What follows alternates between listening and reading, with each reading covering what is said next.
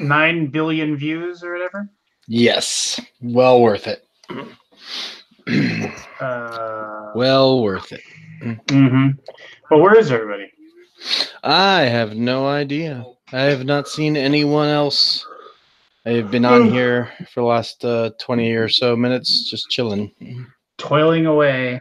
Toiling away at the Baby Shark song, thanks to Charlie. Yeah, there you go. Charlie, your boy? He posted it in the Shark Tavern in our Discord channel. I got you. Had you not heard the song before? Oh, yeah. Oh, I've heard it many times. It was just conveniently right there in front of me. So, gotcha. Yeah, I don't know where anybody is. Whatever, it doesn't matter. How you been? Hey, did you find out anything about the CMON Expo?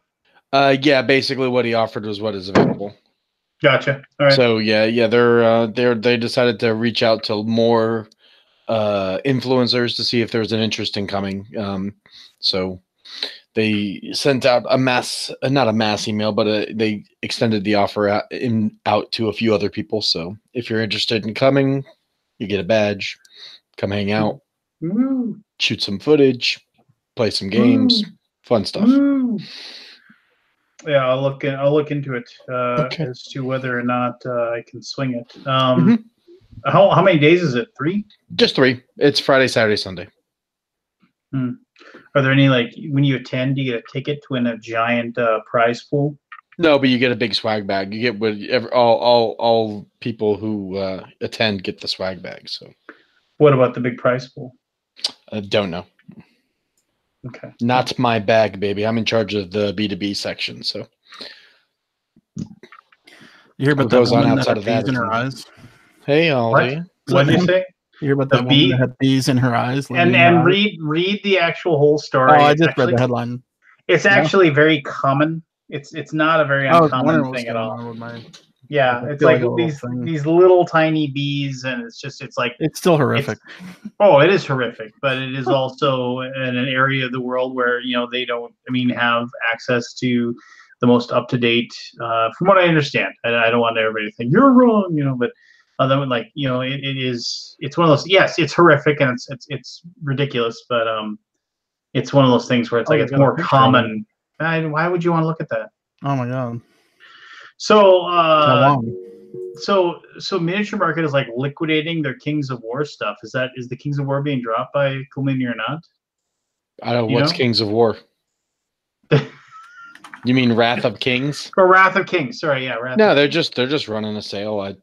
We haven't made any announcements about anything being discontinued or anything of that nature. Kings of War is another miniatures skirmish battle type game or something like that. Yeah, it's one of our older miniature games. They maybe just had a lot of it in stock and just decided to liquidate out their excess stock of it. Just wondering. I'm not accusing. I'm not. No, it's fine. Just relax. Didn't know about your job. Hey, Aldi, how you doing? What's going on? I noticed you weren't in Apex last night. Oh, I was so tired. Or the night before, or the night before. I've been trying to get. I have not played Apex in a while. Like Pete left the channel, so now I'm like. Well, the problem with that, we have the channel over here, so might as well move everything over to there. It's harder to do things there. But Aldi, how many times have we played that game when we're in our group of 3 and it's like down to 4 teams or something? And those nights when it was like me, you, and JR playing for like 4 or 5 hours, and like 3 of us were like, we've got purple armor, we've got our 2 good weapons, our weapons are all modded out, we are golden, and we're not that bad at that game. And all of a sudden, like, this group Like, we never stumble upon another group. The other group always stumbles upon us. Yeah. I mean, how many times was like blam blam dead, 2 shots, dead. Yeah, that happens. And then when you told me that about the freaking cheating, and then I looked into that, and it's like, you think everybody's cheating that's winning? I know, I don't think everybody's cheating. I mean, I think there are some probably genuinely really good players. I don't deny that. But I mean, those things when those people aren't even on the map with us, like basically like the people that know where we are before we even know where we are. I mean, it's just how many times does that happen? It really just sours my taste. Yeah, it happens to me all the time. Yeah, and that's better. But that isn't playing better when somebody is like basic. Yeah, I mean, well, there's definitely some. I mean, I understand what you're saying, but at the end of the game, you have to turn into a hunt or be hunted kind of mode, right? Like, well, okay, but like I've been in teams that just fucking never stop running, and we've just destroyed. Well, and you're probably playing with people that are cheaters too. I mean, you can tell somebody's cheating. It's like you can hear it. I understand, but I mean, I did my little like half hour of going down the well and researching it, and most people, and this is like even the people that play it pretty religiously, say that cheating is a huge problem in Apex right now. Like they just aren't catching the people, and they just aren't taking care of it, and they don't have a big enough. They have a large number of people playing, but it isn't enough that it isn't. The money isn't there, so like the really good players, the Twitch streamers, like they're still playing Fortnite because that's where the money is. Yeah. So people aren't going to Apex. They have Twitch Rivals, which pays out like 10 to 12 grand for a winner, or 20 G's and stuff. Well, I'm not saying a pretty saying big prize pool, like 30, 40, 50 G's, they split amongst all the winners. No, I mean, I know, I understand what you're saying. It's really frustrating. It's really frustrating when it's just like, oh, and yeah, and just so many times, dude. It's like you turn a corner and some guy's just waiting there, and you're at full health and full armor. It does cost $60. Oh no, not $60. You're talking with people who don't even want to put it $1. Well, you say that, but I mean, how many people are? And that's not the only cheat thing. I'm sure there's other ones too. I'm not saying that there aren't people that are good at it. I'm not saying that those aren't some of the people we run into, but we're not horrible. I mean, I'm pretty horrible. I don't know. I don't think my aim is just terrible. I don't know. It infuriates me. It just infuriates me. And ever since you showed me that, now I'm like always. I mean, admittedly, I'm probably just assuming they're a big old sack of cheating. So I'm just like angry about it. Yeah. So I mean, I don't know. And I think I told you I've only ever been teamed up with one cheater. Like, do you think the cheaters just all play together? I think the cheaters group together so people don't report. Yeah, because you get together with somebody else. If all three of you are scamming, nobody, no one will report you. Now, people can watch you. Well, people can watch you, but it tells you if you're being spectated, for one. So I mean, like, I'm sure the smart ones just turn it off. Well, I'm sure they just play bad. As soon as they're being spectated, they don't notice. I mean, even the people like that one website you showed me with the cheat program, like they had like a step-by-step tip on how to avoid being reported. Like, I don't know if you saw that, but it was like they gave all these. Oh, it was like this big giant thing about if you're being spectated, it's probably because you killed somebody. So you need to keep track of that. Make sure, unless it's like towards the end of the game, you just kind of run around and don't do anything. Eventually, don't shoot. Don't Don't track someone whether you know exactly where they are, and it's like corner, wham. Yeah. They even say it's like you know where the people are, so just make sure you don't go where anybody is, and they'll get bored of watching you because it's like, oh, okay, just like, and if they continue watching, then you let yourself die, and then you go to the next game, and you just don't worry about it. And it's just like because like they like, I think, what was the line in the one thing? It's like, there are more people that aren't going to care if you cheat or not than the ones that do. So if somebody is spectating you, just let yourself be killed and boot up and play again. It was just like, it was just, so I mean, I don't know. I remember there was like an anti-cheat technology back in the day that would take screenshots on you and compare it to their server screenshot, and if there was like any differences. They could detect that you were like wall hacking and all that stuff. Well, yeah, but I think the problem there is that I think there's a certain level of like security, like, oh, you're taking a pic. What if somebody's playing in a windowed mode, and you get part of their background or something. Yeah, or like something like that. Maybe you just get a screenshot of the app. I don't know. I forget how it worked, but it was definitely a thing in the days of Team Fortress 2. Do you remember that? That they had that they acquired that anti-cheat technology, I think, specifically for Team Fortress 2. I played so much Team Fortress 2 back in the day. I played it when it was the Team Fortress mod, the TC2, when it was on Quake.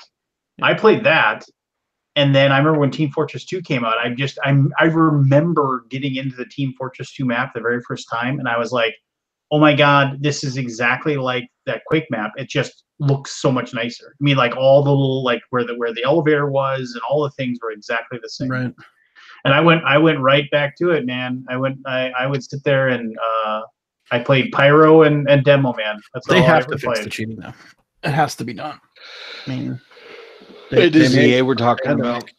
Any of these online games, man. They have to fix it. They still have to fix Anthem too, and they haven't done that yet. So, Anthem died on the vine. I mean, they aren't even. They don't even care. Oh, I know, and I signed up for. Well, here's the thing. I play a lot of EA games. I find myself, so I bought the EA Origin thing or whatever it's called. Yeah, me too. So whatever, just gets me the next game. Yep. Now I played a little Anthem, and that flying is really fun. That's about it, though. It loses its fun after about 2 plays, though. Yeah, I was already bored with it after like 1-2 missions, where I was shooting the same guy about 100 times. Yeah, it's something. Man, I don't know. It just sucks that I feel for that team because that's years of work. Anyway, just so you know, so you can't hold it over my head. I will not be going to UK Game Expo. So yeah, you can't hold it over my head. We right?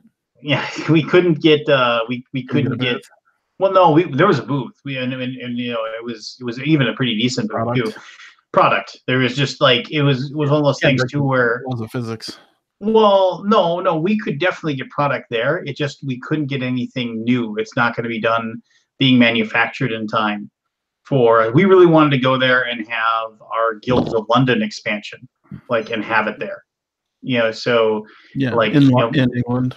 Yeah, in England, and sell it as like a package deal kind of thing. But now it looks like we'll have to release that at Origins. So, I really like Guilds of London. Game's fun. No fish and chips for you, man. Yeah, I mean, I maybe next year. Maybe next year when we have more time to plan. I am looking forward to Geekway though. That'll be kind of fun. And Geekway will be so easy because other than having some deluxe stuff in the booth. It's one of those things where I will just everything will be like, oh, you like the game? Yeah, go over to Miniature Market. You can buy it. Just because it's like there's no point in trying to sell stuff when you have a cool stuff for a Miniature Market at the location. Yeah, so you just need to. We got Funnigan coming out for BGG Con. That's kind of exciting.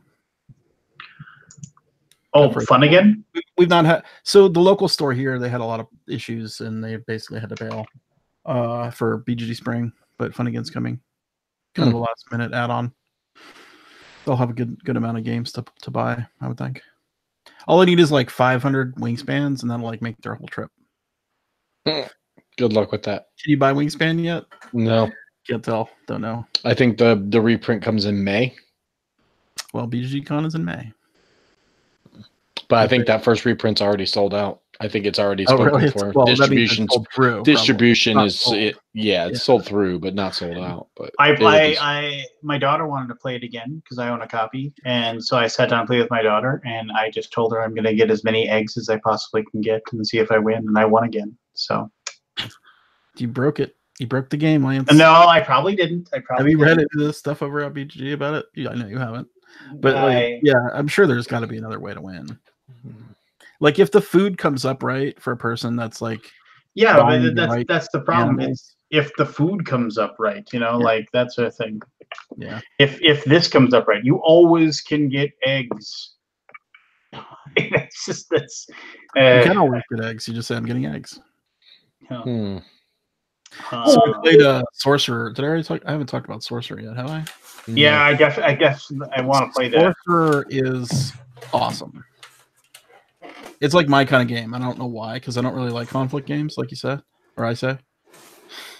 But it's not. It's a battlefield game. You're fighting in battlefields, right? Like, and you decide how to apply the damage to a monster, right? So if I do like 10 damage to you, not that I would do 10, 5 or 6 or something, you have to figure out how to put it somewhere. You could either put it on your monsters and kill your monsters, or you can put it on your battlefield, and the first person to kill the other person's battlefield wins that battlefield. So the first of 2 battlefields to wins the game. And it is really cool. The artwork is amazing. The deck construction is really cool because you pick like one of 3. You pick 3 pieces of the deck and put that together, and that's your character. So you pick a sorcerer, you pick their background, and then you pick like their heritage or lineage or something like that. Or domain. It's like domain, background, domain, heritage, and some other word that I can't remember. But basically, you can custom and craft them. So I had a female water, like from the water necromancer, like with undead, and then I had like a tinge of like Cthulhu stuff in there, which was awesome. And she summons a 9-point monster that's like a giant Cthulhu from underwater that just blows everything up. Aren't all Cthulhu's from underwater? Yeah.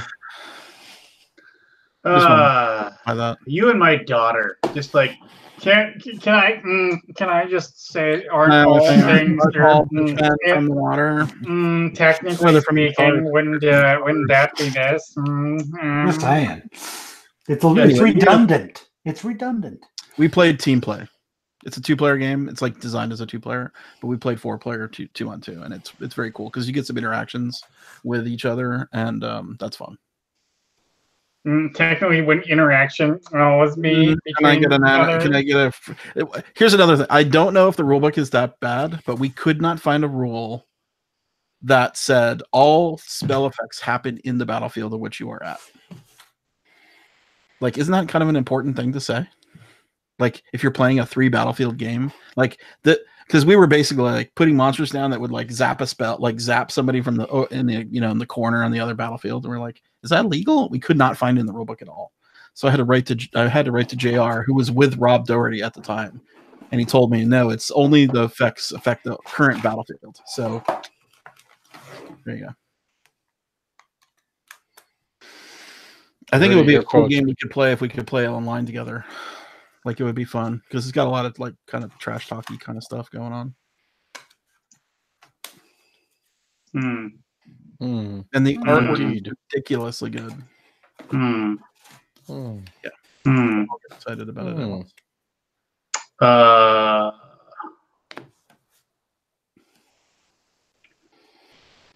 Also played Detective Season 2 or Episode 2. Yeah. Did you like it?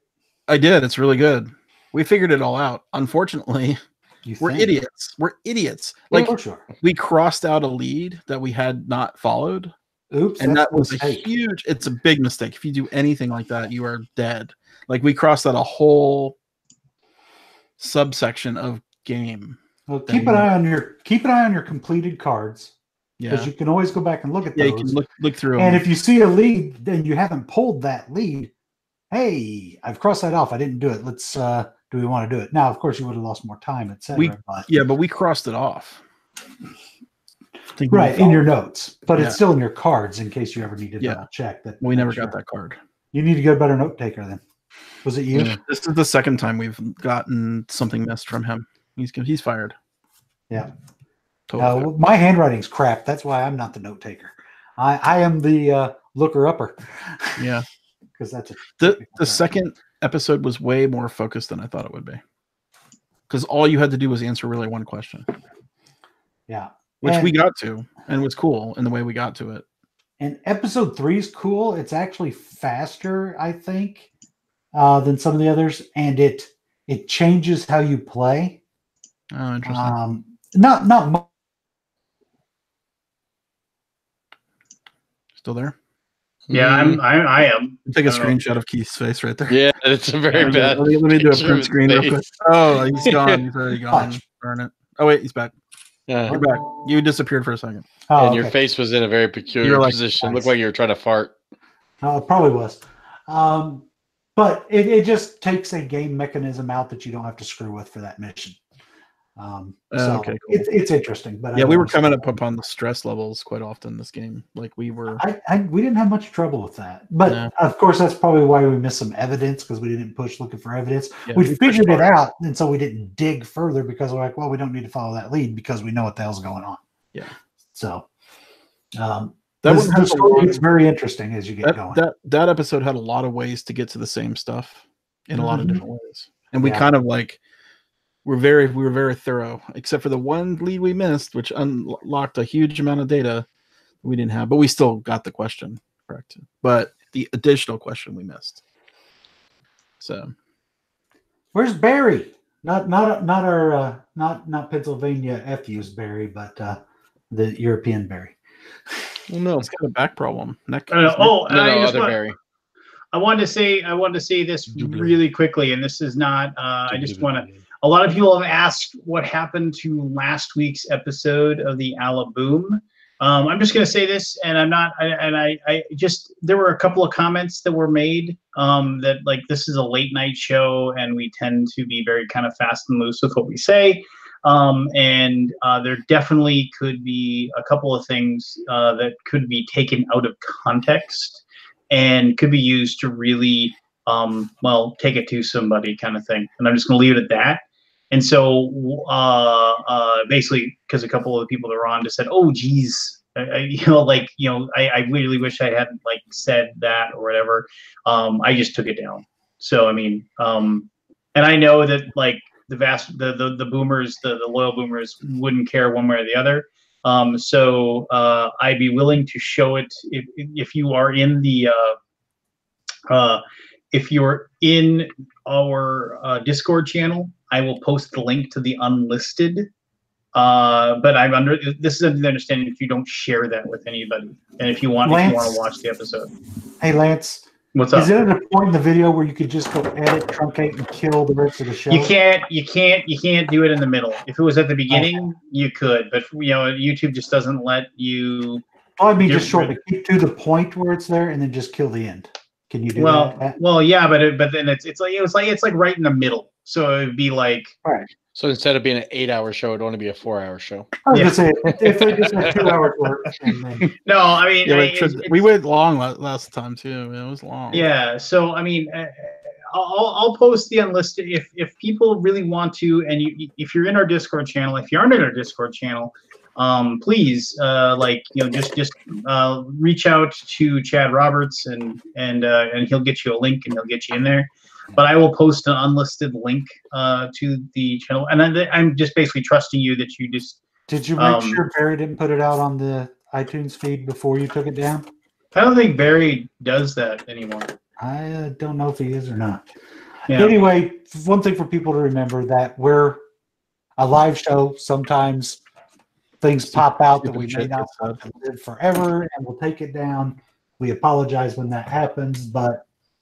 That's what I've had to do it like twice. So here's the deal. I leaked my secret BGG password that gives you unlimited geek gold, and I just didn't want to. No. What the hell do I want to give limited geek gold for? I already feel like I have it. So you can have anything. Someday that'll be worth something for you. Yeah, it'll be worth the power it takes to shut my computer off.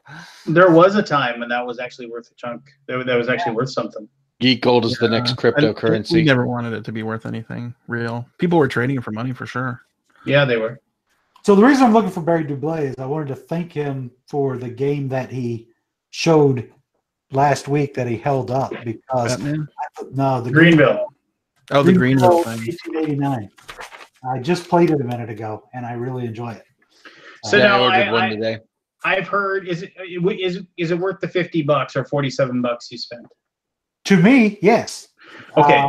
So I heard basically Stranger Things meets Mysterium meets kind of D&D was what somebody described it to me. Do you want me to describe how you play the game?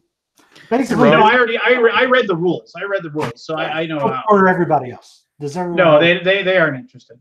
Okay. Can we play it? Can you play around with it or no? No, Is it because playable online? it's kind of Mysterium cards, right? Oh, you have to have cards. Yeah, so it's Mysterium cards. So it's a cooperative game like Mysterium. Each person gets one card to start the game. They're randomly dealt. So say this is my card. I don't know if you can see that. It's an arcade. Right. So at the start of the What? round, each person is going to go around and describe what they see in their card, so that people know the story that they're telling. It's a horror story set in 1989. So in my story, Billy Mitchell came into an arcade and knocked off Steve Weeby's high score. Steve Weeby got really pissed off, and as you can see, there's blood everywhere because he bludgeoned the living crap out of Billy Mitchell and left the arcade. That's my story. And so everybody tells their story. Then you have somebody that's called the guide each round, and the guide rotates after each round. And the guide then deals 4 random cards plus 1 more than the number of players out to a board. At that point, the guide can no longer talk. He's done. So the rest of the people then the guide's going to take a token for each player plus a Spectre token, which is the dummy. And the guide is going to pick, even for himself or herself and the other players, and he's going to put a token with each card to say, this, based on how they describe their story, is what I think the next part of their story is going to be. And so they're going to place that token. After he's done doing that, then the rest of the players take over again, and they can discuss freely. The guide's not allowed to speak. And they can then discuss who they think and talk amongst themselves and reach an agreement of, and they're going to put a token for every player on the card to say, okay, these are what we match. After you've done their story, anybody that's incorrect does not add the card to the story, and they move basically on an insanity track. The game is won once every player has 4 cards in their story. It is lost when any player reaches the end of their insanity track. That's the game in and of itself. And at the speech round, you describe your new card and what's going on. So you expand your story again, and then you repeat. That's how the game works. So it's a deck of cards. It's a deck of colorful cards. Is it worth $50? I don't know, but it's made by Sorry We Are French. I didn't know if it would ever get any kind of U.S. publication. It's my kind of game, so I imported it. I paid $50 for it. I heard something about this. It's a cool game. Were we talking about this last week, where games are only like 3 to 5 weeks now? Mm-hmm. We did. What's up, Rob? Hey, how you doing? Good, man. Hey, Rob. Oh, you did show up. I asked you online. I was like, I'll "You take make you it to the to boom that. tonight?" And you were just like, "No, I don't know, maybe." That's a good impersonation. Nice job on those hate videos, by the way, man. They're good. Oh, thanks. I like the tutorials are very good, because you sort of like do the tutorial and then you like show a little bit and then you cut and then you kind of show the end effect. Yeah, nice. I try to cut it down so it's not so long and lose people's interest. No, it's definitely snappy. This is next. This is Pantheon Mythic Battles. Pull it back a little. Oh, no. Oh, there you go. Yeah. Oh, it almost looks like Conan. Being blocked by Keith. Yeah, I got That's in the hate box? No, that's Mythic Battles. Mythic Battles. Mythic Battles. Cool. I'm gonna do. I'm gonna try to do things 4 at a time. You know, just pick out certain things. Yeah, just like the women in your life, right?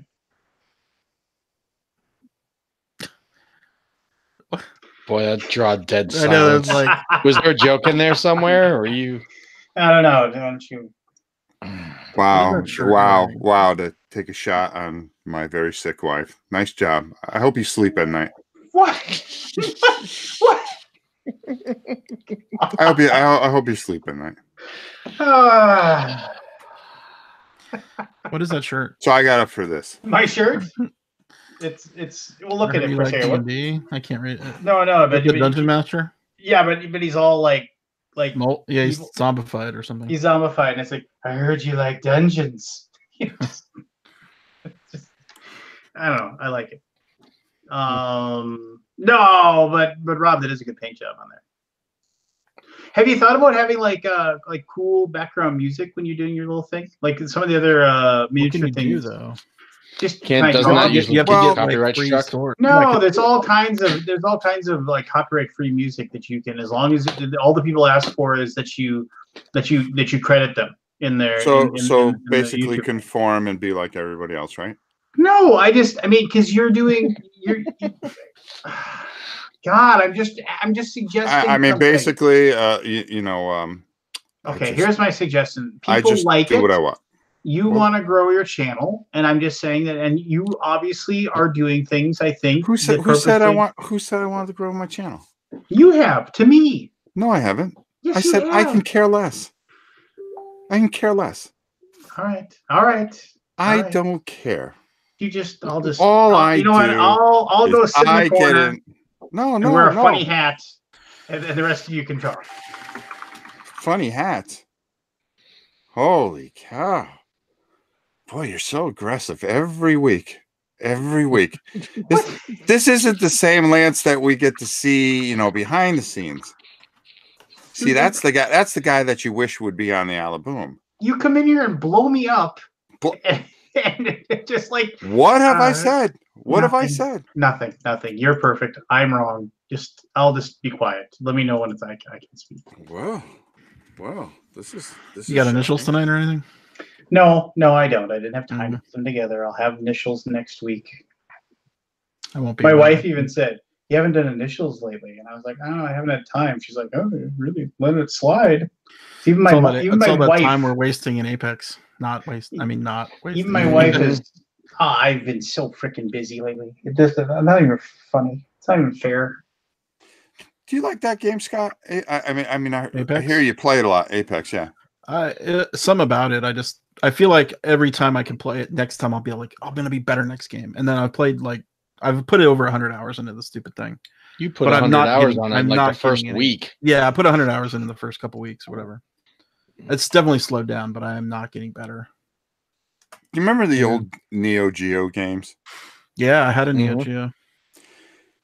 Well, they have this mode. They have this mode, and they do it with most of the games, but they did it with like 10-Yard Fight and Ikari Warriors and Baseball Stars 2, where they give you 5 minutes. And there's a timer. It comes up, and you have to score as many points or score as many runs in Baseball Star 2 as you can in 5 minutes.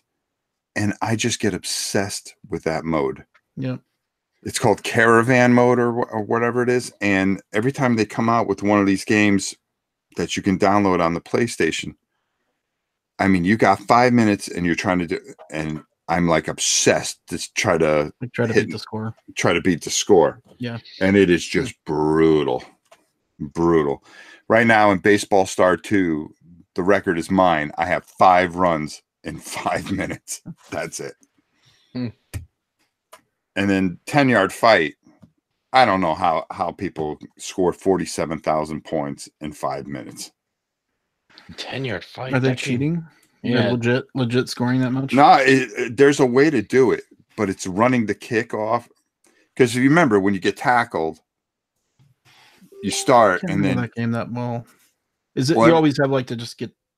I forget that game. Did you always have to? It's whether you got the quarterback and you got 2 guys on each side. You move left, right, pass, and then you double pass. It's a very basic football game, but it was fun back in the day. I used to love it. I sunk a lot of money in every first down gets you 1,000 points. So I try to methodically go down, but supposedly, because I've never been able to do it, so I don't know, how many points you can score. If you run the kickoff back, I believe you get 10,000 points. The key is you get points. You get points for how much time is left. So if you run it all the way back, and there's 60 minutes, because you get 6 minutes. Then at college you get 50 minutes, and at pro you get like 40 minutes per half, and you have to score within that allotted time. But as soon as you score, you get those extra points for how much time is left as well. And every first down is 1,000 points if you get it on the first try. After that, it's 500 points. So I don't know how the hell they do it. Either they're running the kickoff back every single time, which I can't figure out the pattern to do that. I've got down to the 10-yard line, but I've never gone in. So I have the worst Neo Geo story. I made the worst deal of my life with a Neo Geo. You guys remember the Neo Geo? You could buy it at home with the gigantic joysticks, like and really each game arcade. cost $200. Each game was $200. I had TV Sports. Was that TV Sports Football? And I had the Neo Geo. I had like Final Fight. I had Samurai Showdown, which we played obsessively. I think I had like a couple other games. I had like at least 4 or 5 games. So like let's say $1,000 worth of games. Plus the stupid system was like $1,000. It was ridiculous. Remember when the Atari Jaguar came out? You guys remember that one? I traded my Neo Geo system for an Atari Jaguar. I think it's worthless. Well, yeah, but at the time, everybody was like, "Holy shit! It's got 3D, render like robot." Do you guys remember that time when it had Doom, it had Aliens vs Predator, it had the giant robot fighting game, which I can't remember the name of, and I was just crazy. And I'm like, you know what? I never play my Neo Geo anymore. I'm just gonna trade it. I traded it for an Atari Jaguar. Now I wish. Oh my god, I wish. Did you have an Atari Lynx? Yeah. That was a good portable system. Yeah, that was the handheld, right? I think I still have it actually. Somewhere. Yeah, the Lynx was good. Played me some California Clax. games. I played like Clax. Crazy. Oh, California games. Yeah, with the surfing. Yeah. I feel like there was a bug in that game though. Like I still like TNC Surf Shop. That was one of my favorite. That was such a good one. Yeah. Yeah, the cartridges were like the Neo Geo cartridges were as big as like a VCR cassette. Mm-hmm. Huge pieces of plastic. Anyway, I lament that day. I think I had every system. Did you? Yeah. Did you I have, didn't I was have just all of it. obsessed. I had a lot. did you have Sega Saturn? Yeah. Mm-hmm. Do you have a Did you Bally Astrocade? No, I did not have that. Astrocade. That's the one I had that probably nobody else did. All right, let me go through some of the systems. Intellivision? Yep. No. Yeah. ColecoVision. Yep. Oh Yes. God, yeah. With the Atari 2600 The emulator. ColecoVision was so awesome with the friggin' Donkey Kong. Yeah. Yeah. Like, But did you have the 2600 limit? Now I can't even say the word. The emulator for the ColecoVision. No. I didn't have that. Yeah. Anybody have an Atari 5200? Yes. River Raid 2 was on that one. Football Amazing. was good on there. But ColecoVision, remember you used to have the giant handheld For controller Rocky. for the sports? Oh, yeah. For Rocky? All right, here's another one. Did anybody have an Atom? No. ADAM. No, I did not have That was the the, Atom. that was the ColecoVision version of a computer. Right. It came up. I remember it. I didn't get it. Printer. Like the dot matrix printer was like 2 feet by 2 feet box. Oh yeah, it was huge. It was like it was a daisy wheel printer. My brother had the Atom, and I remember all we played on it was ColecoVision games. And I think we had one Atom game, Dragon Slayer. Nice. Which was not Dragon Slayer like what you think. It was Well, remember they had the Odyssey. The Odyssey was kind of like the same thing. Magnavox Odyssey. Oh yeah, I remember the Odyssey. I didn't have it, but I played it. Had it. It was I horrible. think they had Berserk for that, if I remember right, or something Berserk clone anyway. All right, what else? Did you guys have the thing for the 2600 where you would put it in the cartridge holder and you had to hook up a tape player? No. Oh God, Like there was an extended games on that. No, I had that for my Bally Astrocade, and you could write basic programs and save them to your cassette and load basic programs into your Bally Astrocade. exactly. Yeah. And the Astrocade was cool because it had a storage for the games built into the back of the console. So I had a little brown, amber, clear lid. You took it off and you could put the little cartridges. You could buy that. That console was only sold at like Radio Shack. Yeah, exactly. And I played like Artillery Duel and when there was a Radio Shack. Anybody have VIC-20? Yep. Commodore Nope, I started with the 64? C64. Yeah. You jumped school. I jumped VIC-20 to C64. Yeah, you did. You jumped over. Did anybody have an Atari computer? Like a 400, 800 or anything? No. Like that? Yes. Yeah. Nice. I also They had skipped the Commodore best games. 128. Man. Those Atari computers had like so many great games. Did you do the Space 128 while you're Space going Taxi was Commodore? awesome. The what? That? Go down all the Commodore Commodores. 128. Keep going. Oh, Commodore 128. Yeah, no, I did Yeah, not. skip that. You have one?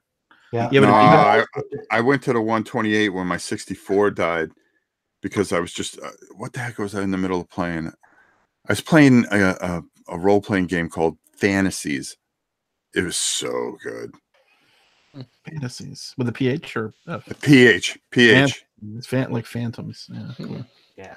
But you had to fight all the Greek gods, and once you beat them, you got the big flashing ending, and then they gave you God mode, and you were able to just crush everything that Interesting. that you fought before I that. wasn't done with Commodores after the 128, which I skipped. Did you have an Amiga? Oh heck Oh yeah! I did. God! 500, baby. I had the 1000. I mean, the Amiga 1000. Yeah, Oh, I had the 1000, which was Was that like Yep. extra memory?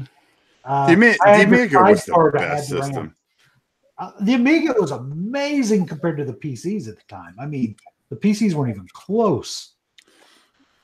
So I have Amiga to tell you the 2000. most saddest story of all Oh no! with my Amiga. Do you guys remember Dungeon Master? Heck yeah! It was That was the best. groundbreaking. It was such a great. I fight my way all the way down to the last floor, and of course you have all the saves on your disc. On one disc. Yeah. So I'm getting all prepped up. I'm gonna go fight this dragon who's gonna turn into this wizard, and I'm gonna end this game after months of just playing it. I formatted the disc with my save file. Oh, so painful. Isn't that like the hard times days, man? Like Yeah. all back then, you had to worry about like screwing up your floppy. Oh yeah. Like, you look at it funny, and you're Oh yeah, we had an Apple II at school, and I had a box of Apple II games, and I accidentally left it outside one day, and it got rained on, and everything wiped. Like all the good games too. Apple Cider Spider, and what was that one with it was like Dark Castles or something? You guys remember that? Dark. Oh wow, he's got floppies in his hand. So name your top 5 on the Amiga. Top 5 on the Amiga. Oh, God. Dungeon Master's got to be on there. Dungeon Master's way up there. For sure. Yeah. Well, don't forget the gold box games. What about the gold box games?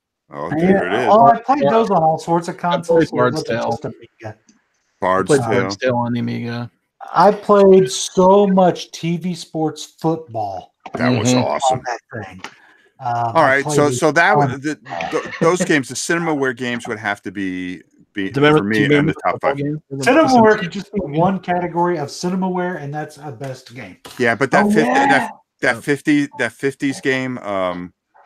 Oh God, with the ants. The giant ants. It came from the desert. It came from the desert. I mean, that's got to be up there. Game? What was the medieval base? Defender of the Crown. Defender of the Crown. That was a good one. That was so good. You guys remember Psygnosis, Shadow of the Beast? Yeah. Shadow of the Beast. The end boss was just his toe. Mm-hmm. And Psygnosis had some of the hardest games. But they were beautiful. The Killing Game show was so crazy.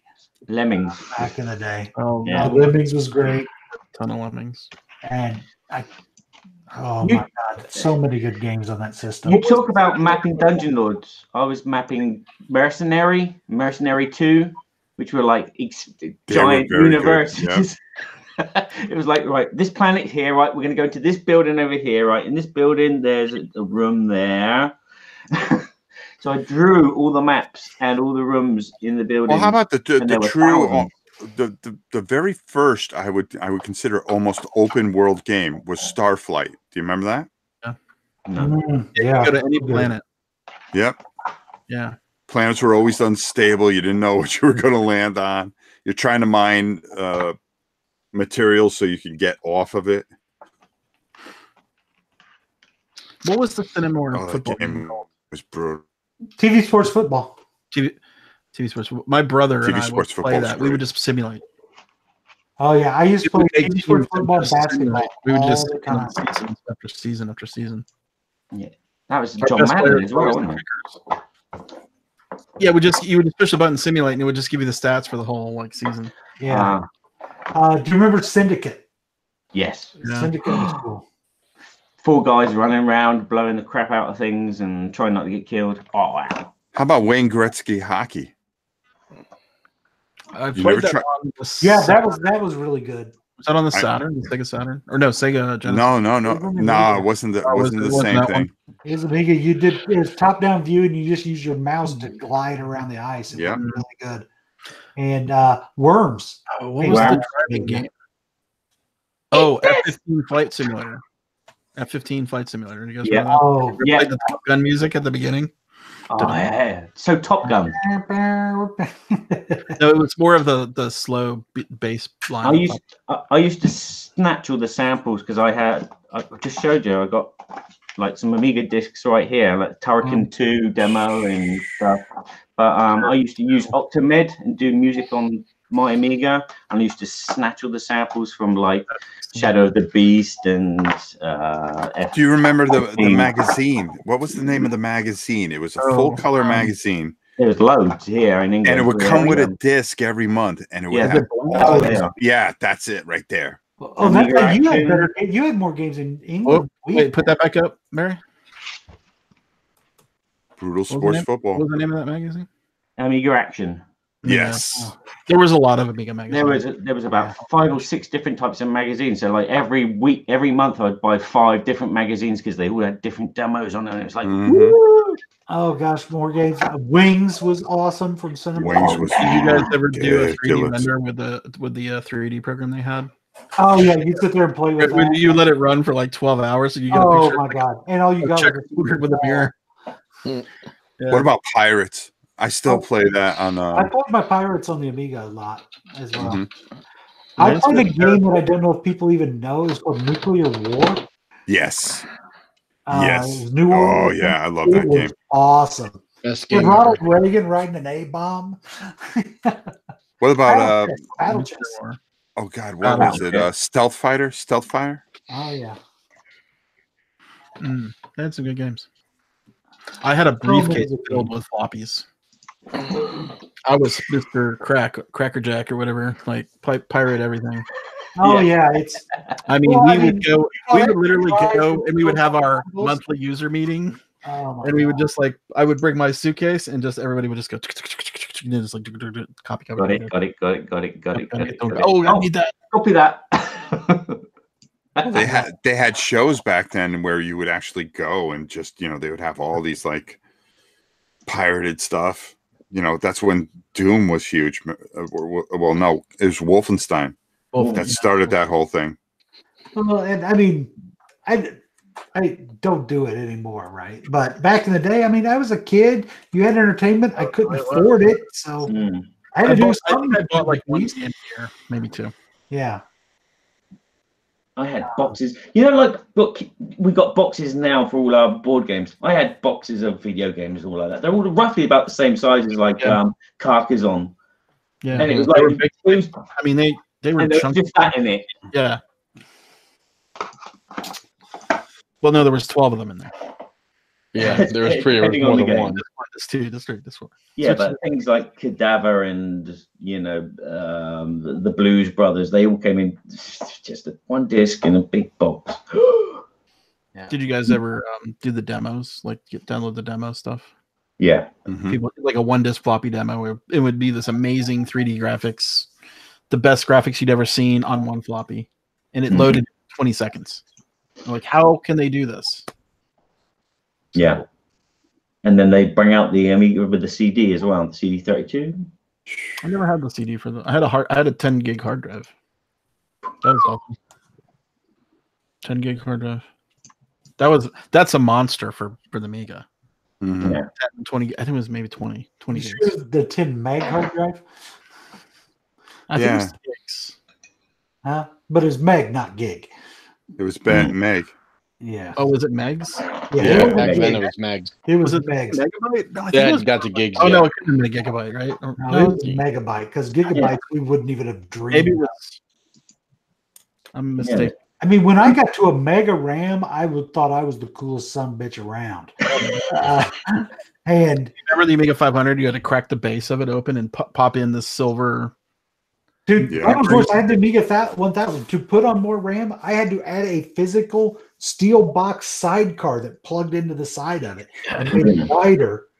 And I had to kickstart my game every time. I had to Oh yeah, you had to manually kickstart. It was built in. Kickstart is built into the 500. Yeah. The cool thing is if you crack the case open on the Amiga 1000, engraved into the lid were the signatures of everybody that worked to develop the computer. All right. Which was pretty cool. Such a great In computer. another way. I mean, it was the best game system. And you had to run out and buy the VGA monitor, of course. Oh, yeah. No, RGB. All 700 pounds of it. Actually, RGB. no, I just plugged mine into a TV.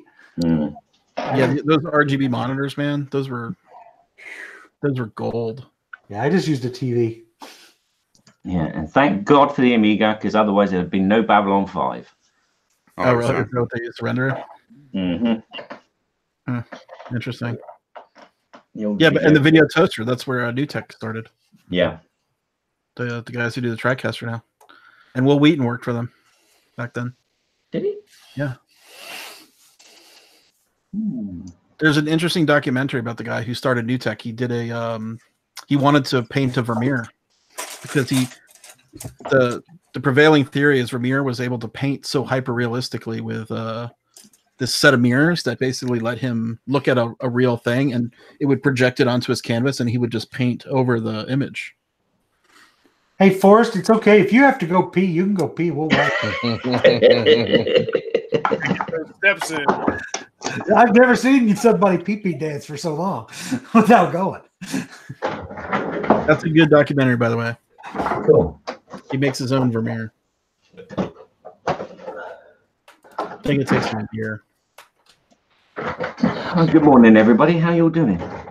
Doing all right. Barry, thank you for the game recommendation. I got it Monday. I played it tonight. Love it. I enjoy it. Yeah. So Anxiously awaiting my email from Monolith. Rob, you got a Batman, right? How did you get a Batman so quick? Me? Yeah. He's got a different Batman. No, it's a different Batman. Oh, it He's wasn't got the Monolith? Knights Models Batman miniatures game, which is really cool looking. Oh, I thought it was the. No, the other Batman hasn't. It's just starting to ship to U.S. backers, so any day now you get tracking. UK have got it. France hasn't got it yet. Yeah, UK got it first. Canada's starting to get it now. France is getting it soon. US is getting it now. Ship Naked just started fulfillment on it like Monday. So any day now. Just waiting for the email. Yeah, me too. Did you slip everybody off, Barry? Sorry? Did you slip everybody off? No. I'm crossing my fingers. Oh. I'm waiting for my email. Oh, goodness. I got to play Underwater Cities tonight. I still haven't got that yet. Do you like it? I like it. It's a cool game. How many players? 3. Yeah, I think I won't play with 4. I could see it. What is it? I mean, it took us Underwater Cities. I mean, it took us 2.5 hours to play a 3-player game. Yeah. Add another hour if there's another player. Yeah, it's a bit rough. It could be. I could see that, but I like it. I mean, it's cool worker placement. It is cool. You can get a lot of stuff going. I felt like I was doing horrible, but I scored well in in-game bonuses, and was one card different from winning, but I lost. But it was still fun. I liked it quite a bit forward. It's interesting that some games from Essen are just now coming out. Well, I mean, it literally just came out, 2 weeks ago? Yeah. I just got Fine Sand. And what was the other one? Futuropia. Somebody finally did a decent how to play video for Root, so I'm ready to play it now that somebody actually did a decent how to play video. So there's finally a decent one out. All the races? He's only put out the base races in his released video. His Patreon backers, he's done video of the other 2 factions, and in 30 days he will release that video for everyone.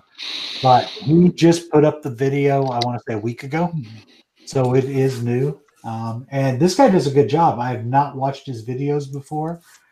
I have to go look up the name of the name dropping. I think it is RTFM. Is yeah. Yep, RTFM is the name of the channel. And he's doing the how to play with the updated rules as well. And when they're updated. So Oh yeah, I've watched one of his before. He's really good. yeah. He doesn't have a ton of how to play stuff, but he does very good quality. And so it's a good thing. Yeah. We did his Twilight Imperium last time. Oh, yeah, we did his Twilight Imperium last time because we had 2 new people playing. I remember it was really good. 32 minutes. Forrest, where you been? Spring break, so I got to be at work at like 6 a.m. last week. Bunch of savages. It's nuts. Savage is behind you. That looks like Macho Man. So what was the deal with the WrestleMania screw up? I heard there was some kind of screw up. Hey, you want to know, or? I mean, I don't watch it, so it's not I feel like that's why, yeah. I mean, Well, I just heard there was some kind of cock up at the end of the. The final match was between, this is the big deal that it was the women were going to be the main event of WrestleMania. So the final match was Ronda Rousey versus Becky Lynch versus Charlotte Flair, and they don't know. I mean, of course, you never know if like it was by script or whatever. But basically, the cover at the end, the replay clearly showed that, it's fake, right? So who cares? But there's a certain level of and there's a certain level of verisimilitude or whatever you want to call it, where you want to be able to buy into it and not have it look dumb. And so basically Ronda Rousey had her shoulder up and they counted her out. And at first blush, it was like, oh, it looks like, they're like, oh, wow, it kind of like it was a botch. And so it doesn't look, and so then now, and they didn't address it in either Monday Night Raw or like on SmackDown, which makes people think they're just going to try to move past it and pretend that it didn't happen. And Ronda Rousey was supposedly going to be on Raw, but she actually broke her hand during the match. I saw her get flipped out of that ring. I'm surprised she broke only her hand on that. No, she broke her hand punching somebody. Like she was like doing it too real, and she actually broke one of the whatever these are, the tarsals in her hand. And to her credit, she fought the rest of the match and did her thing. But so I mean that's just whatever. So I mean, and the biggest thing about WrestleMania, the 2 biggest things that were the screw ups were, one, it was super, super, super long. It lasted like 7.5 hours or something like that. Oh jeez. When did it start? Well, 4 o'clock. 4 o'clock was the first match, but that technically is the pre-show for 2 hours, and then the actual show starts at 6, and then that went to almost midnight. And so what happened is that Outdoor Stadium in New York, people left, and thankfully it didn't start raining until after they left. But when they left, the venue, MetLife Stadium, was set up that Ubers could only pick you up at the Uber stand at MetLife Stadium, because that was by design, because they didn't want people trying to like run off and grab Ubers like on different streets or anything like that. So the Ubers were supposed to show up and line up.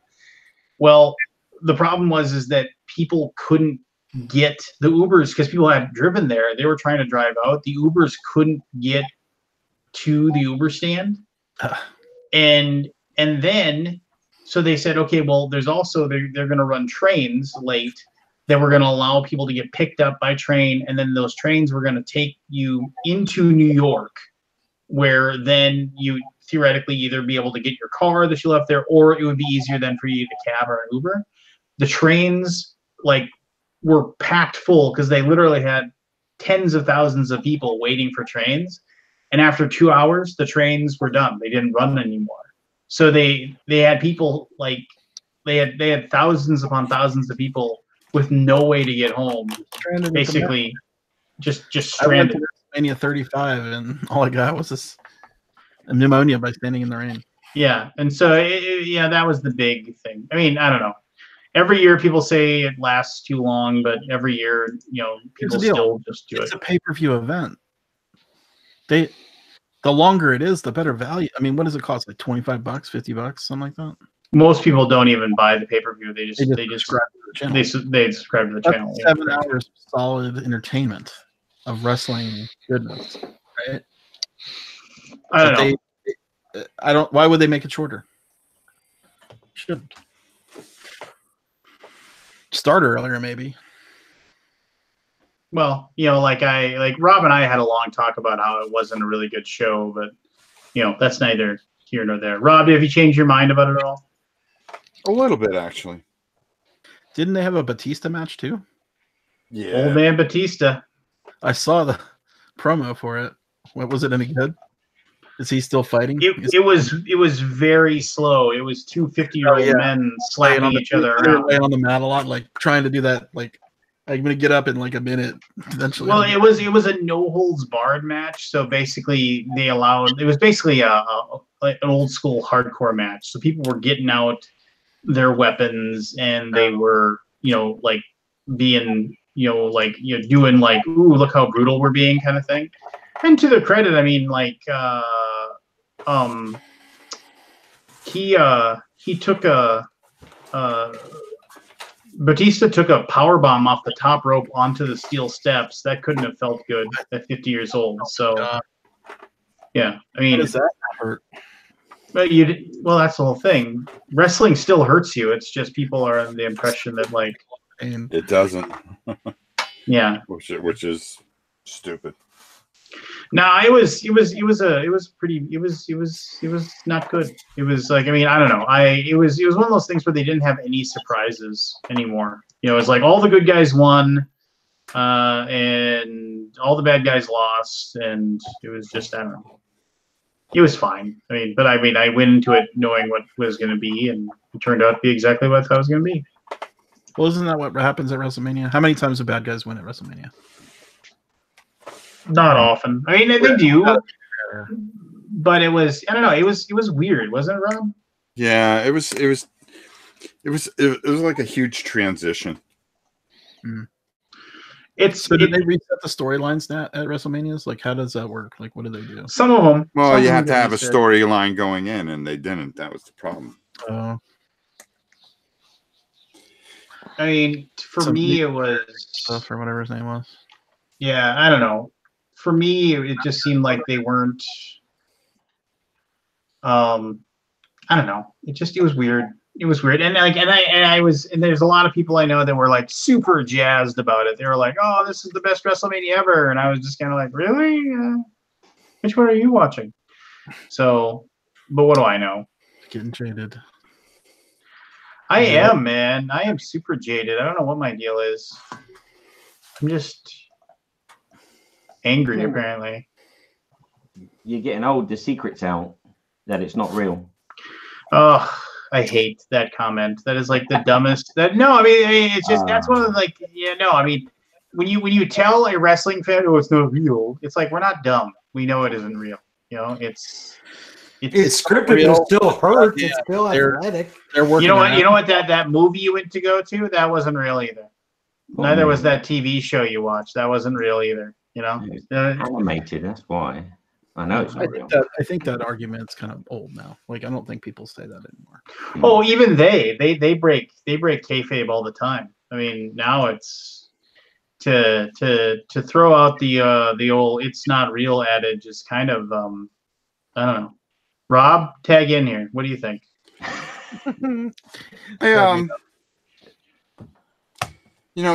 It's you watch real sports and you think they're real. But how many times does the guy drop the ball when there's a 6.5 point spread and somehow anything with human beings can be fixed?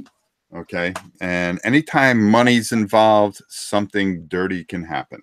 Mm-hmm. So, when they treat it like a sport, you can sit back and you can just enjoy it like a sport. But when they decided to go, oh, this is now entertainment, and it gets goofy. Well, for the 18, it still has the magic. It's kind of like Santa Claus in a way. You know, some people, kids believe he's real, but we know he isn't. But What do you you mean still he's not real? excited. You shut your filthy mouth. Yeah. What do you mean he's not real? Well, Pete, I hate to tell you this. Son of a bitch. I was waiting to see who was going to be the one that was going to jump in and throw that. But the whole point is that you still get excited at Christmas and you still go through all the motions and everything because either somebody you're with or just because you want to hold on to something that meant something back in the day. That's the same thing with wrestling. There's no difference.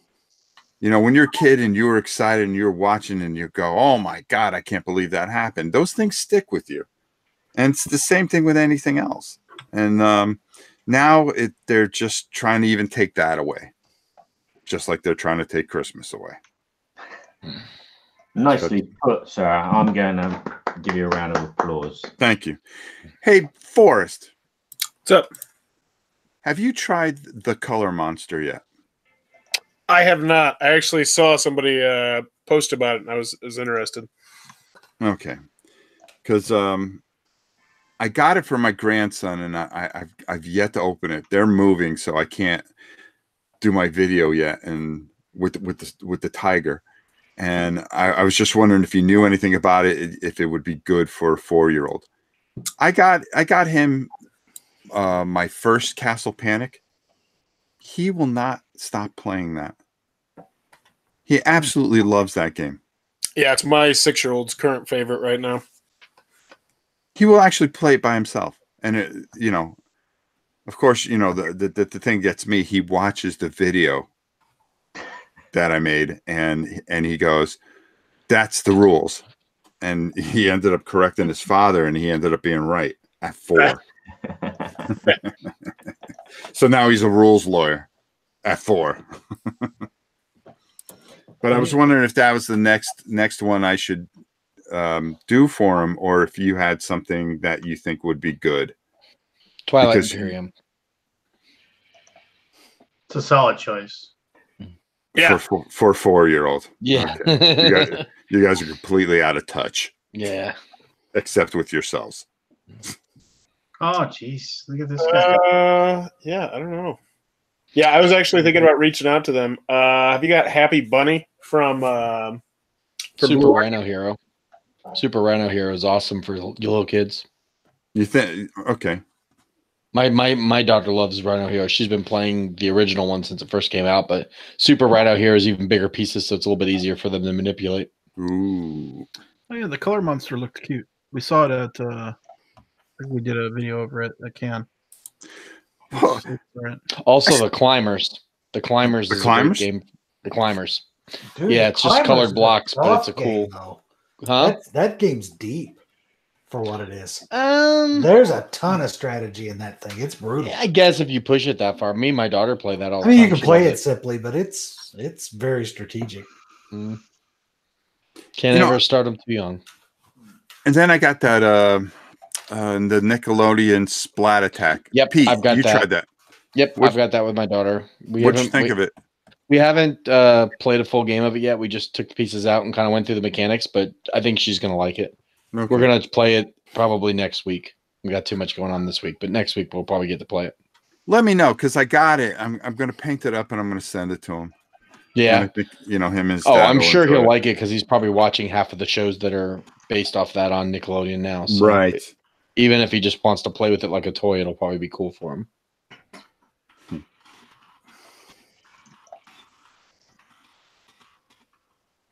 Boy, he loves that stupid tiger. was the whole point of doing it, and a boy and his tiger. Any of you guys get Hellboy yet? I see it's on sale already.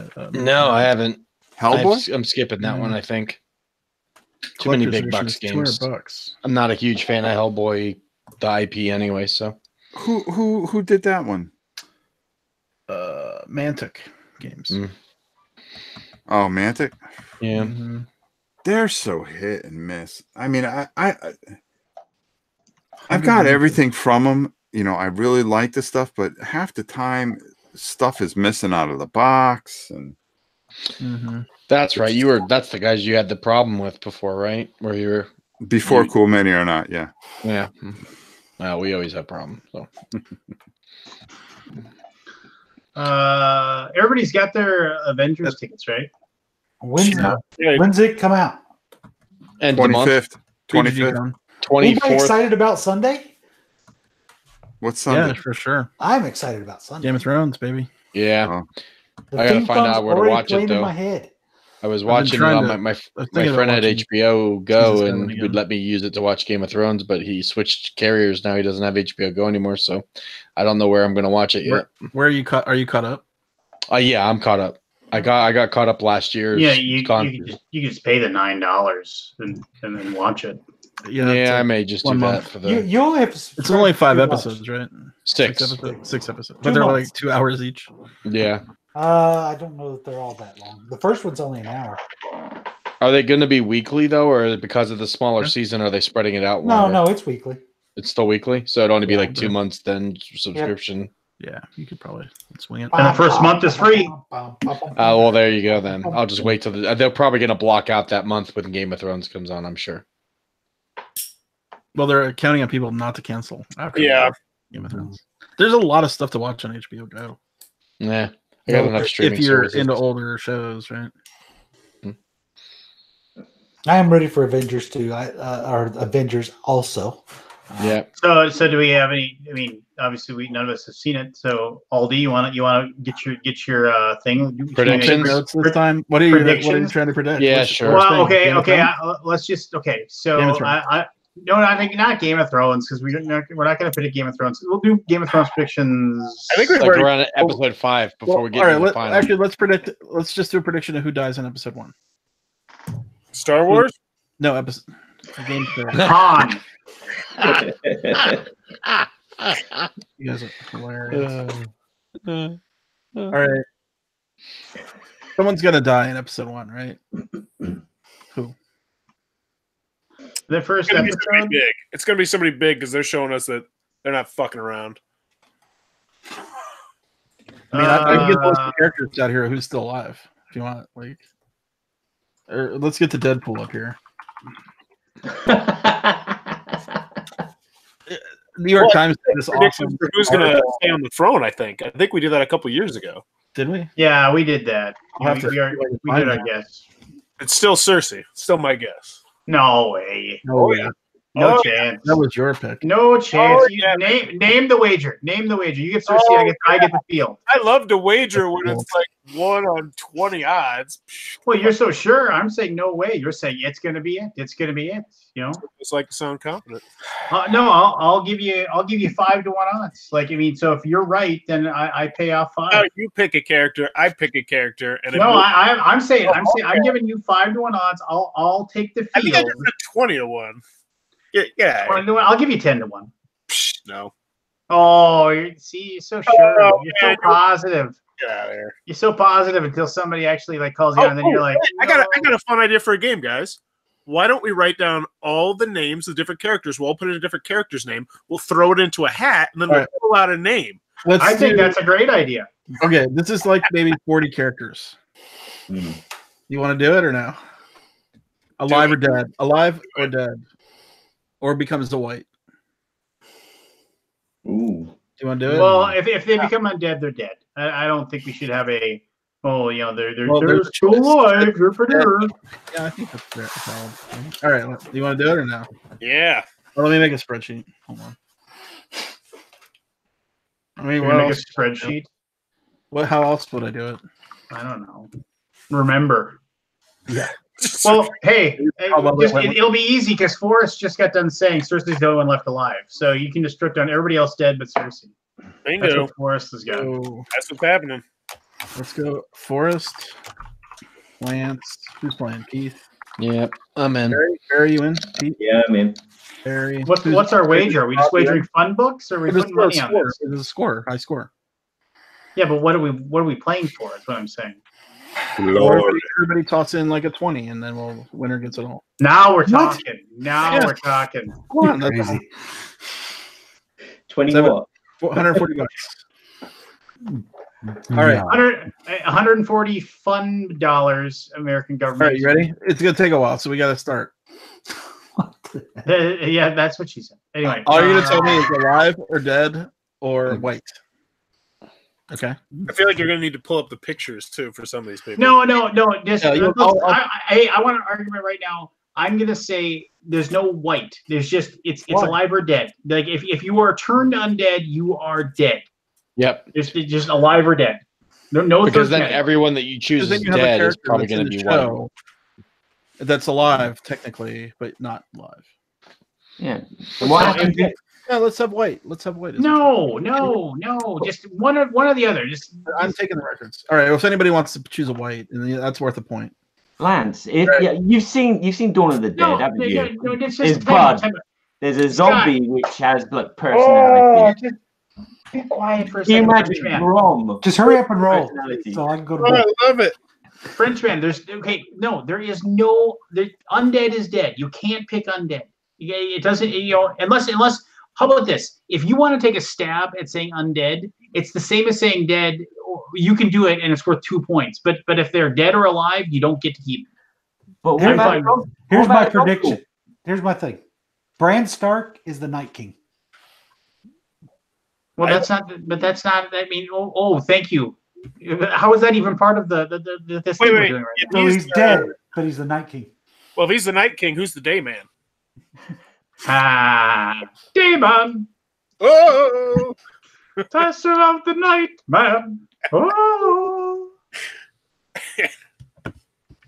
The best part about that show is that Charlie and the waitress are married in real life. So now Rado won't come on and play because we're talking about Game of Thrones and or Avengers. What is he scared? He doesn't want any kind of talk. He has to be pure of heart for either one. Lance, Oh. you've also Can't forgotten. listen to our filthy mouths taint any possibility of what he might want to experience.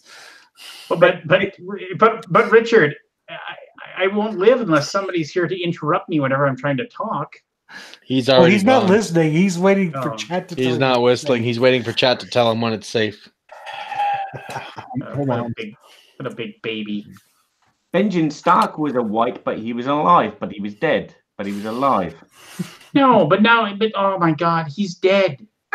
Well, he's dead now, but Okay, he's okay. How about this? How about if you're dead, you're dead. You're gone, right? Okay, that's a category. Like, as in, like, if you turned into white and then you were burnt up or destroyed, you're dead. If you can actually walk around and have cognitive thought and you're talking, whereas you are, like Benjamin Stark was, or you're the Night King, I think that's then easier. that is- I think that's easier. then that's considered to be alive. If you can still move, you're alive. so Well, alive- not a mindless zombie person though, right? Right. If you are still exerting some form of will, you're alive. I feel like you just made this more complicated. Well, then fine. Yeah. Undead and dead are the same thing. That's the easiest way to do it, and it isn't complicated at Undead all. is alive, dead is dead. Let's go with that. I like the other way. black is black. What's what are the choices? Dead or alive? That's it. Because Benjamin's really more alive than dead. He's alive. We'll just have to argue about it. So just dead or alive are the only two choices, and we can argue about it later. You spin me right round, baby, right round. Oh, damn it, Barry! Oh dear! I've just watched the new Asterix film, and they got that song in it. What is All right, let's go. Let's get this going. Hold sorry. on, I'm almost hold on. Hurry up. Go faster. Hold on. Asterix is real. All right, gentlemen, I'm going to bed. I got a long day See? tomorrow. Look, No. Good night, Rob. Good night, Rob.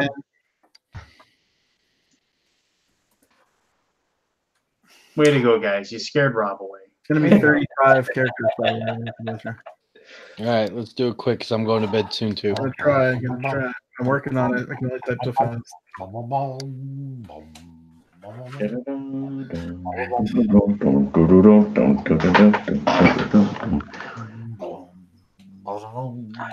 Maybe. Do you want to go from like the most obscure to the least obscure, or you want to start? Yes, go. Just go. Pick one and go. Okay. And you know what? And then say the person, and then call out each person off by name, and then we'll say dead or alive. But you got to go serpentine back and forth because otherwise people will try to game it. Okay. The Game of Thrones game. All right. Yes. Jon Snow, Forrest. Dead. You just lost. Alive. Keith. Alive. Alive. Oh, you guys just copy me. Jeez, why don't you? Oh, they're have- in the game.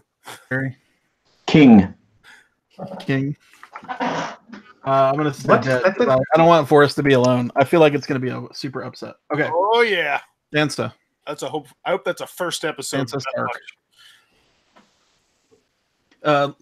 Aldi starts with this one. I'm gonna Sam's say the old one, right? Sansa's alive. Barry. Dead.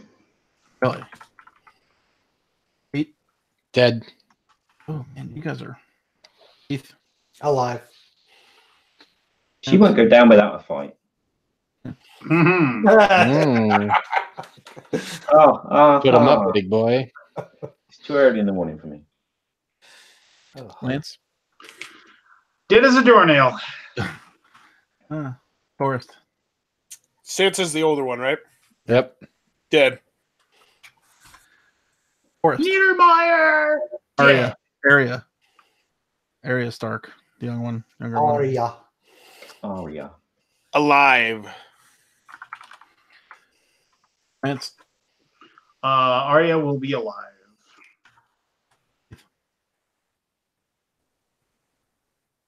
Me alive.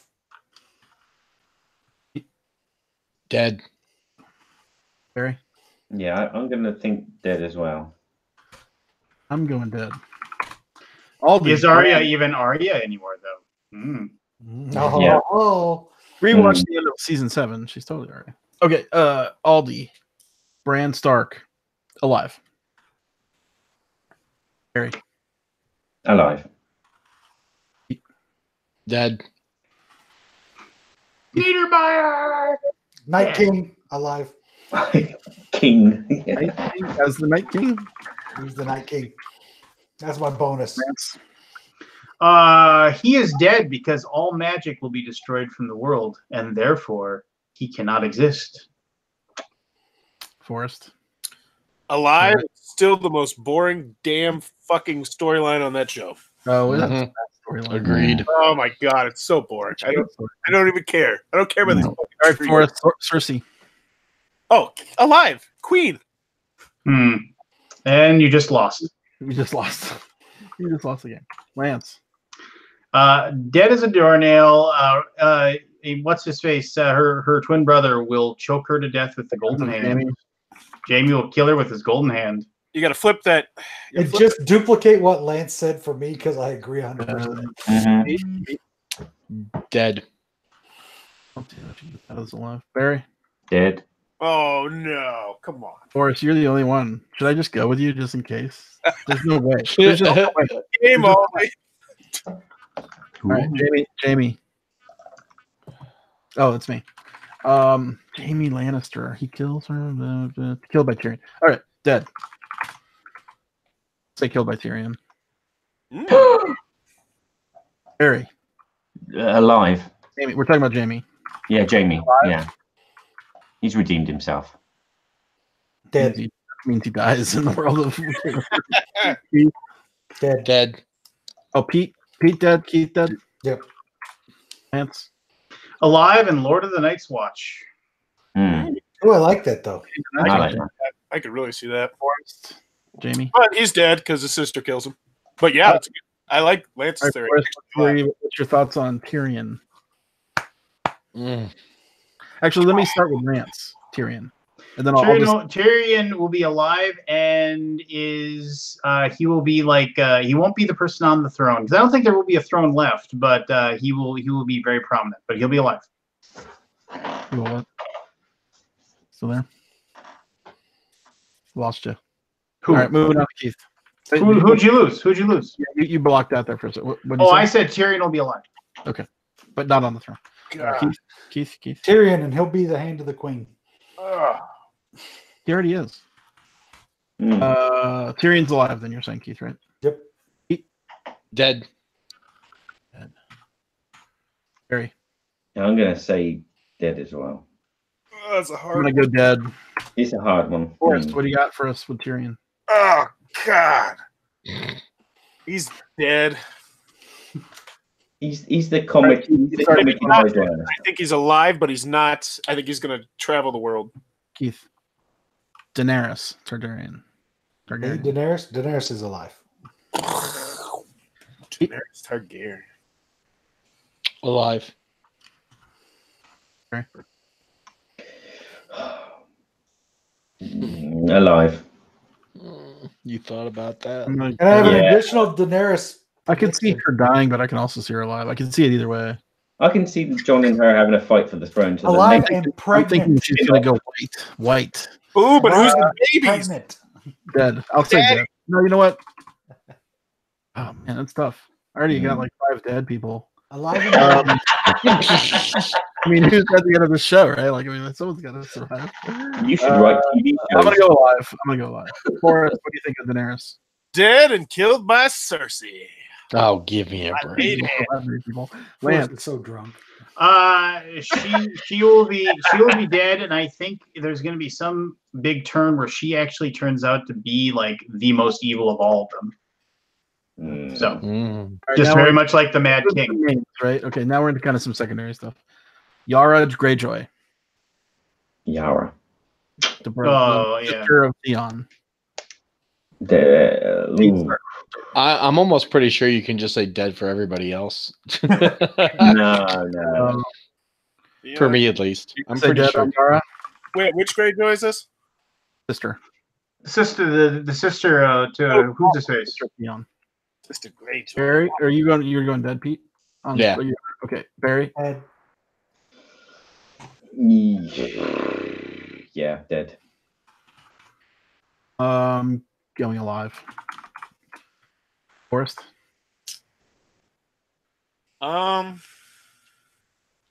Alive. who are you going with? Someone's got to rule the Greyjoys. Lance. She'll be dead, and I'm betting this will be one of those like first episode things. She's banging I'm Cersei. gonna put a 1 on there for you because you're gonna say first episode. Who Well, are you I mean, it's talking just- about? Keith. Yara. Yara, sexy- Yara dead. The sister. Yeah, Yara dead. Hey, I don't get if she's dead at the end. I still get my point, even if it doesn't happen in the first episode. It's just like that's a Notations when people say things weirdly. well, that's fine. Just go ahead, Yeah, keep going. so I can ultimately be so Uh, right. Barry, you start with Theon. Theon, dead. I'm gonna say dead first episode. Forrest. Ooh, where was he last time we left him? With his sister. And this is hey. Yeah, they were in exile. Or yeah, They were traveling, and he was talking about how he was like half a man or whatever, and she basically said you need to either like get over yourself or or kill yourself, get over feeling bad about yourself or something or whatever, and that's when he decided he was going to actually like start giving a damn. Oh, he's starting to give a damn. Dead. Yeah. Theon, running things in Pike, baby, still alive. Really? Keith. Everybody hates him, so he's going to be alive. Don't hate him. Dead. Okay. Starting this one with Melisandre. What's up, Melisandre? Ooh. I thought she was already dead. She's alive. She's been alive for hundreds of years. She's gonna stay alive. She'll figure out a way to stay alive. Forrest. I agree. I think she'll be alive. Yes.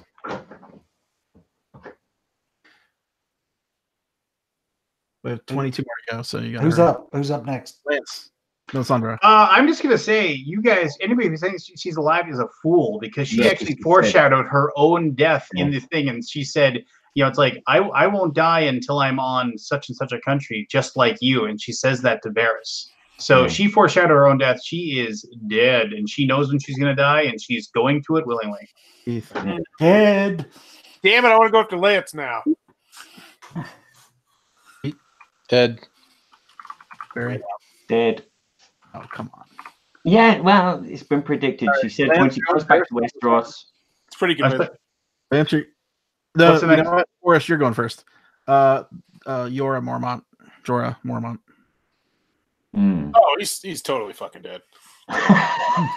There's no He came back to life. Lance. Dying sadly for the woman he loves, who's going to turn out to be super evil. bingo. Well, Yeah. Dead.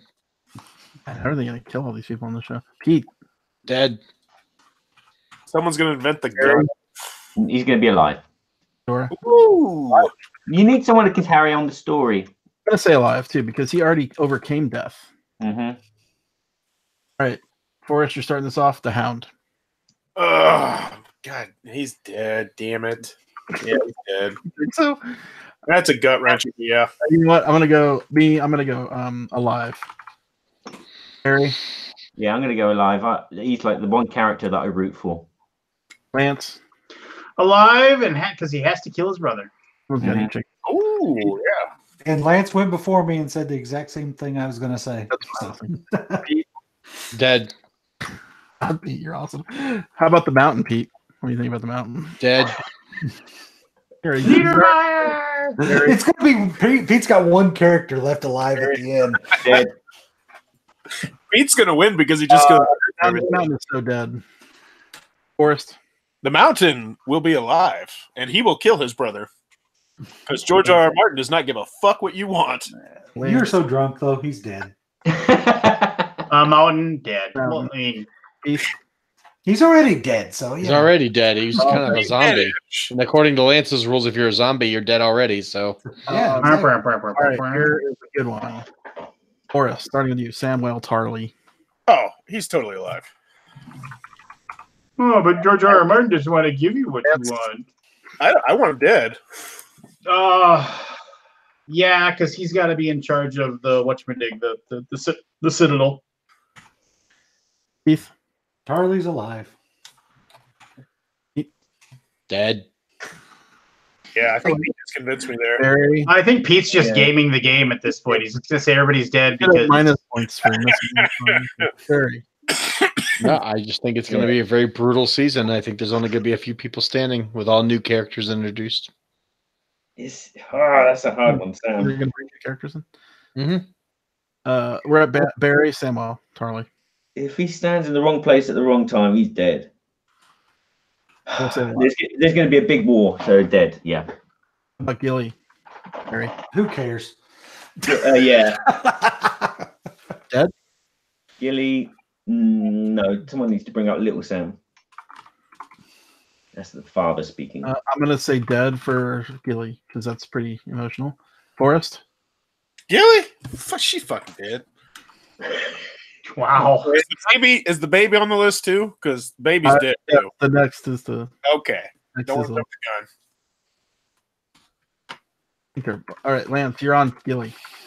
Oh, also, I would like to say that I give half a chance of being in charge of the Citadel and half a chance of being in charge of House Tarly, since both his dad and his brother were killed. So, those are both equally possible. But I'm going to say, they got to, you know what? I even though I want to say dead, I'm going to say they got to give a happy ending to somebody, and maybe Samwell will sit in charge of House Tarly with his wife and his son, and rule. So yeah, I'm going to say she's alive as well. Probably alive, but I still don't care. Dead. Like I said, he's just gaming the game. That's all he's doing. He's probably going to win. How many you got left? Sam the child. Hello. Really? Oh, Lance. Alive. alive because nobody cares about this storyline anymore. Alive. All right. Change it up. Barry. Alive. Alive. Rob Stark's going to raise that boy. On the show. Forrest. Dead. Really? Oh yeah, both of them dying at the same time. Lance, I'm putting you in charge of this one because this one's a big one. It's Lord Varys. Oh, dead. His death was prognosticated already. So Yeah. he is room temperature. Keith. Dead. Dead. Barry. Dead. Aldi. Dead. Varys. Forrest. He is going to live. All right. All Forrest has left left is my thirsty, All right. rubbing on the mountain and Varys. Brienne of Tarth. Forrest. Dead. I will say alive. Barry. Alive. She already died as Captain Phasma, so dead. Ah, you stole my line, you son of a bitch. Dead, sacrificing herself to save someone. Honor. Yeah, I haven't thought about these storylines yet. Lance. She'll sacrifice herself to save Sansa, but Sansa will still die. All right, Lance, you're starting us off with Davos. Oh. Oh, Fan favorite. alive. I mean, he's so level-headed and common sense. Alive as well. He already was going to die last season, and he didn't. So. Barry, what do you think? That was Seaworth. God, it'd be so devastating if he dies from a fan. He's just a good actor. Yeah, just that moment when he's yelling at Melisandre, and it just like, it's like she was a child. It's just like, oh man, just what a great moment. He's gonna go. He's gonna go. Yeah, there we go. He's dead. Dead. I'll go with alive. Forrest. Dead in an emotional way. Oh yeah. Mm-hmm. Maybe he's the one who kills Melisandre. Yeah. That's what I think. I think he's the one that kills Tilly. What is going to happen to Bronn? Keith. Ooh. He's going to be the Night King. Oh, no, Bronn. Sorry, Bronn. Bronn is the Night King. Bronn. Dude, I thought that dude was already dead too, so I don't care. He'll live because he's just finds a way to live.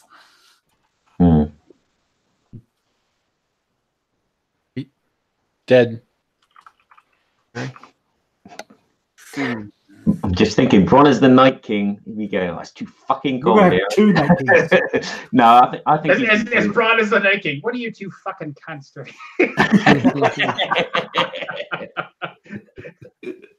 God, I got an erection, but it's stuck. It won't go down. It's frozen. Let it go. Let it go. Dead. Alive. I'm going to say Bronn is alive. Forrest. Alive. Lance. He is dead because in an interview, George R. R. Martin. Don't be cheating. No, but I will just read because he's dead because George R. R. Martin said, "I know that everybody really likes Bronn, and I don't want to disappoint people, but I'm sorry, he does still have a part to play, but I don't know if you'll like it." Reading ain't cheating, and fuck Bronn. Who likes Bronn? Bronn's awesome. He is. Who fucks about Bronn's storyline? Ugh. Well, when him and Tyrion were running around together, that was great. Yeah, I watched the video. He said he wasn't supposed to live that long. Mm-hmm. Yeah, which means I don't know. He's a cheap actor, right? So keep him on. It's over, right? This is the last season. So. You know who's a cheap actor? The guy who first played Daenerys' boyfriend. That guy, and then they just replaced him the next season. All right, Lance. Podrick. Jeez. Podrick Payne. Podrick lives and takes over the brothels. Yeah. Welcome to the big slum. Dead. Pete. Dead. Keith. He's alive, running the House of Pain. Barry. I'm going to say sadly dead. Dead. Forrest. Alive. And forgotten about. Tormund, Giant's Bane. Forest. Giant's Bane?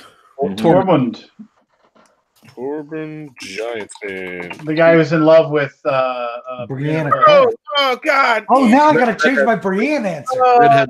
To make giant babies. He's going to die, and it's going to be terrible because he's awesome. He's also that guy from the hotel commercials. He You ever is. know that? Yeah, that's awesome.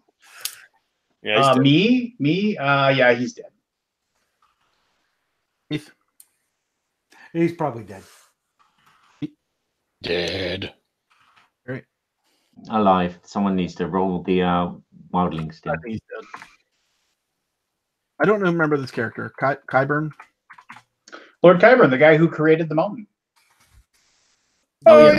He's the rebelled Citadel guy. Yeah. Cersei will kill him. I'll jump ahead of it. Cersei's going to find some reason to kill him for some reason. About him. Nope. Cersei's going to need him to stick around. He's alive. Oh, Jesus. I'm gonna say alive. Gary. Yeah, I'm going to say alive. Oh, you know what? Actually, you know who's going to kill him is his brother, Mountain's brother. Because not only will he'll have to kill his brother, but then he's going to kill that guy for changing his brother into the thing that he is. Pete. Dead. Qyburn. Dead. And Keith. Dead, sure. Whatever. All right, only like 7 more. Only 77 more to go. They're pretty light characters. Well, there's a couple major ones. Is Ed Sheeran on the list?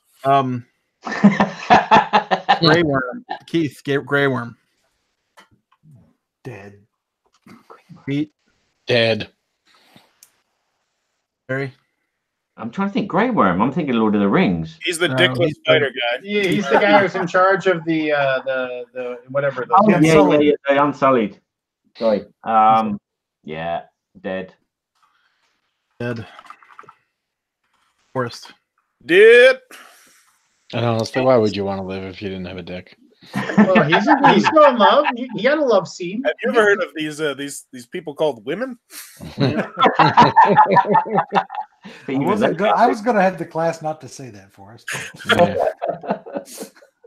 Class? Lance, give me Grey Worm's fate. Dead. You know, and you know why? He might even live, but he deserves to die for not saving Sir Barristan. Yes, he does. You're correct. Lance, what do you think of Gendry? See, this is one that's tough for me because he's rightfully should be the king. I mean, he has a direct line of ascension to the king. So To the usurper, not to the well, I mean, to the royal line, yeah. So here's the deal. This is gonna be a little bit longer, but he's going to be killed by Daenerys, which is going to cement the fact that she's actually the evil one, because she's going to kill him because of the fact that he is the direct bloodline and has a rightful claim to the throne. So he's dead. Forrest. As soon as Cersei finds out, he did. I like that answer. Dead. Barry? Alive. That Warhammer is so dumb. That thing that he's got. It's just that's not what Warhammers look like at all. Pete. Alive. Keith. Alive, forgotten, and irrelevant. Oh, he's not irrelevant. He's actually he's a pretty good character. But there's only 6 episodes. So I can't cover everybody. Bingo. I agree with Keith. Oh no, people are going to be dying wholesale. I mean, it's just. Oh yeah, I mean, in one war they could lose half the cast. Keith, what do you think about Beric Dondarrion? Oh well, it depends. He's already died how many times? Yeah. I thought he was already dead, to be honest. Well, it's unknown. He dies and they bring him back to life. So. Oh yeah. That's his whole thing. The guy that keeps resurrecting. Yes. Oh yeah. Okay. Trick question. So he's alive, right? No, he's dead for good because Melisandre. There's going to be no one around to bring him back. Okay, is Thoros still alive? Dead. Thoros is dead. Thoros is dead. Okay. Yeah, Thoros of Myr died last season. Barry, what do you think of Beric? Unfortunately, he's dead. Dead. I'll say dead too. Yeah, Thoros was killed by the zombie polar bears. Forrest. You know what? Fuck it. He's alive. Oh, you are so God, you just lost $20. No, he's dead. He's gone. See you later. $20. All right, starting with Lance. You're on Greyjoy. You're on Great. No, dead. Oh, is he the one with the big cock? Yeah. Cersei will kill him. Take his army after their deal is done. Yeah. Forrest, what do you think? Nope. He's alive. You're just like, wow. I'm gonna say dead. I got my own theories. You got your own theories. Get out. What's your theory? What's your theory on your? No, let's just keep going so we can go to bed. You got 5 more. Yeah. Alive, so you can screw over the other Dead. Keith. Who are we on? Niedermeyer! You're on. You're on? You're on Greyjoy. The brother. Okay. Who's on first? Dead? Dead. All right, Pete. Or Keith. Who's this guy? Did I type that right? Dario. That's the Daenerys' boyfriend who switched actors. They switched actors. Keith. Another one that I don't care about. Dead. Whatever. Pete. Dead. Harry. Alive. He's from the Seven Sons or whatever, right? Yes. Dead. Forrest.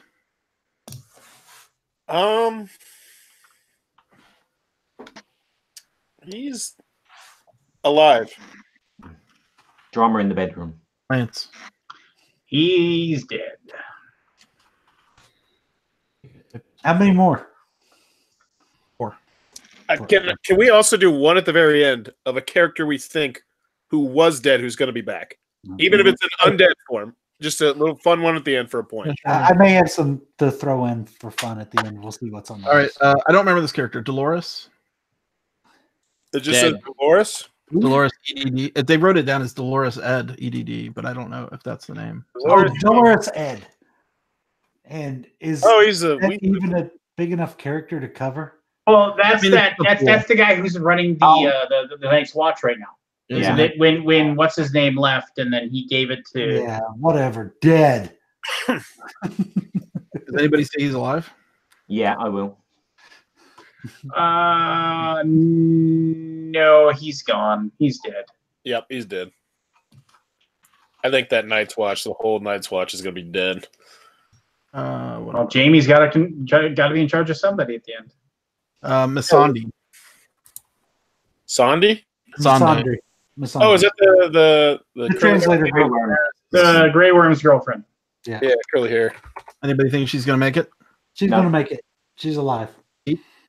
Alive. You say alive. Everybody alive. Anybody say she's dead? Oh, I'm gonna go. She's gonna dead, and no one cares. She's gonna kill herself because Grey Worm dies. Mm-hmm. Okay, so I've only got 2 Etha's alive, and everybody else is dead. All right, animals. Animals? Oh, Whoa. You're skipping a human that's important. Oh, well, who is it? Lyanna Mormont. Oh. What's her name? The Mormont girl, the little girl with Lyanna. Lyanna Mormont. Mm. You know the one that has the attitude, the cool one? The really hot one. I don't remember her. No, she's a little girl, dude. She's like 9. Oh, yeah. Way to go, She's teacher. a little girl that told me. We're going to have to delete this episode as well, apparently.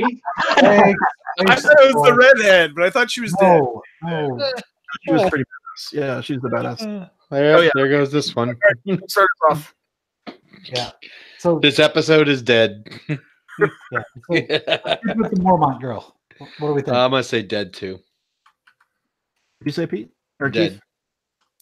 Oh, she's gonna be alive. If fair. they even kill her. But Yeah. Alive. All alive. Yeah, is she even going to be in the episode? Yeah, she will. It's fan service. People want to see. Forrest. I don't think they're going to show anything about her, so I think she'll be alive. Lance. Alive. Ghost. Ghost, he said. Ghost. Lance, what do you think of Ghost? Ghost is alive. He's the last. In So there's 2 direwolves left. Alive. Alive. Barry. Alive. Which Can we get everybody to agree on one person? Forrest, what do you think? I said alive too. Forrest? he's he's Jon Snow's. Yes, the Yeah. white one. Of course. Because there's Arya's is still alive as well. Last question. Nymeria. No, Muriel. We need your answer, Forrest. Oh, Okay. for Ghost, he's dead. For Nymeria, What about Nymeria? alive. I'm gonna say dead on Nymeria. Barry. Alive. Dead. Keith. Dead or unknown. One or the Lance, other. take us home. Nymeria? Is that the one you're asking me? Yes. Yeah, Nymeria will still be alive and alongside Arya at the end, who will also be alive. Right. What about the dragons? And that was challenging. It wasn't challenging. It was fun. Mm-hmm. I enjoyed that thoroughly. Did you get Drogon and Rhaegal? Oh, the dragons. Yeah. Oh yeah, let's do the dragons. Drogon. Forrest. Drogon. Dead. Lance. And what about the undead dragon? Well, technically your rule is dead already. Yep. You can just say all the dragons will be dead at the end. Yep. of the I'm saying the same thing. Both Anybody dragons are think dead. Dragons will be alive. Any of them. 2 dragons. Both the living dragons will live. Yeah. Oh, you're saying alive, Keith Yep, I'm saying alive. and Barry? Alive as well. Yeah. Because No death. Daenerys and Jon Snow have to ride them together. What's the other Drogon? What's the other dragon's name? It's Drogon and Rhaegal. Rhaegal. Rhaegal. I'm just gonna say this right now. The only other person that's gonna ride a dragon is gonna be Tyrion. So Mhm. yeah, because he is Targaryen. Oh, that is true. Well, so is Jon Snow. All right. There you go. Hence there were 3 dragons. But anything else? I think that was it, right? Yeah. I think. that's Okay. right. Okay. So Anything dead? I mean, is that should we have the big 5-point question worth 5 points? Who sits on the Iron Throne at the end at the end? right? Jon And Snow. then and make it a 5-point question. You start us off there, Lance.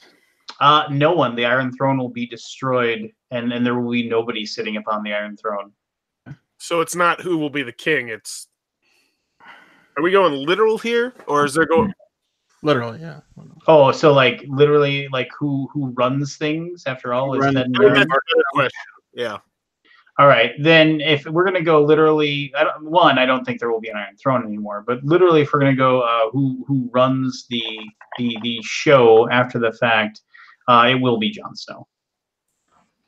Yep. Same answer for me. Keith. I don't know. Come back to me. Nope, you can't because then What? you can game I the gotta go game. now? I gotta go now. Really? Yeah, you gotta pick. Oh.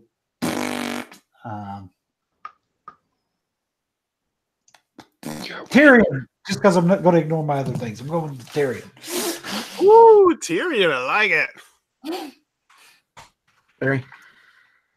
I'm going to go with Gendry and what's her face? Are you? No. God, Queen of the Dragons. I can't think of her name. Daenerys. Daenerys. Daenerys. Yeah, Dany. I like where your head's at with the Gendry. Yes. I feel like I gotta be different or something, but Go with your gut, man. What does your gut say? Jon Snow. When in doubt, go with your gut. Forrest. There's only 2 people who are going to be willing to do whatever they have to get there. You know what your answer was, like from It's either, well, here's the thing: it's either going to be Cersei the Night King, and I'm going to stick with Cersei. Put all the eggs in that Cersei basket. I love me some Cersei. I am proud of you for sticking to your guns this entire time. I really I am. think that would be a fantastic story arc if, after all that bullshit, she was the queen and she's miserable. Have you read anything by George R. R. Martin that isn't Game of Thrones? I have only read the first book, and it was a slog. So no. Okay, well, I'm just gonna say, like, he gives people the happy endings that they want in his books. So, just keep that in mind as you're watching this season. Hey, we chased Richard all the way off, so Yeah. and they said, please don't let them keep going beyond Game of Thrones in chat. I mean, that was like 15 minutes. I'm not going because it's late. I am Yeah, out. I'm going to bed now too. I will see you all next week. Yep. I'm also making a side prediction that Syrio is not dead. So now after we leave, you guys can do your predictions about where The Last Jedi will take off and where episode 9 will begin. Adieu. If Syrio Farrell was alive, they would have brought him back by now. The one thing that they could have used to bring Syrio Farrell back was if he was Marin Trant. I thought he could have been a faceless man. I was thinking that. Well, no, I thought maybe he would have taken Marin Trant's place because we kind of left when Marin Trant and him were facing off. Hating what we're doing, so we should move on. Well, just what? Well, the chat, everybody's not happy. Everybody's done, they said. Oh, anyway, I'm going to bed. Good night. Good to see you guys. All right, good night. Fine, we can be done talking Game of Thrones. I'll stop. I will enjoy my money. It'd be interesting. Are we all tossing in the 20? Yeah. 20 fun bucks? American. Yeah, that was 20 fun bucks. I'll slip it to you at Essen. I was gonna say I would totally go dead on every single person if it was if we were actually doing that. But you can't. That's gaming the game, and that's lame. So you need to take shots. No, I legitimately believe that. Well, I mean, never mind. Yeah, I think you could craft a theory that the Night King is going to kill everybody, and you can say realistically everyone is dead. That's not how they're going to end that show. Here's a good question. Who and just one person who and you can't say Captain America because that's the easy one. Who, if anyone, will be permanently dead at the end of the next Avengers movie? And you, like I said, you can't say Captain America because that's easy. I haven't really thought about it. Permanently? Yeah. Because there's no way Captain America comes out of there alive. He is gone, daddy gone, and they're gonna have Bucky take over for him. So I know that's a tricky one, isn't it? It is a tricky one. What about the chat? So, this is guaranteeing that person's dead. It doesn't have to be a heavy hitter necessarily, right? Just anyone. Well, one of the major good guys. If you will. War Machine. Or... Yeah, War Machine's a fair one. That's fair. That's fair.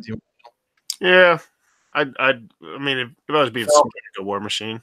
Don Cheadle's expensive. I mean, he's a big name. No, Falcon.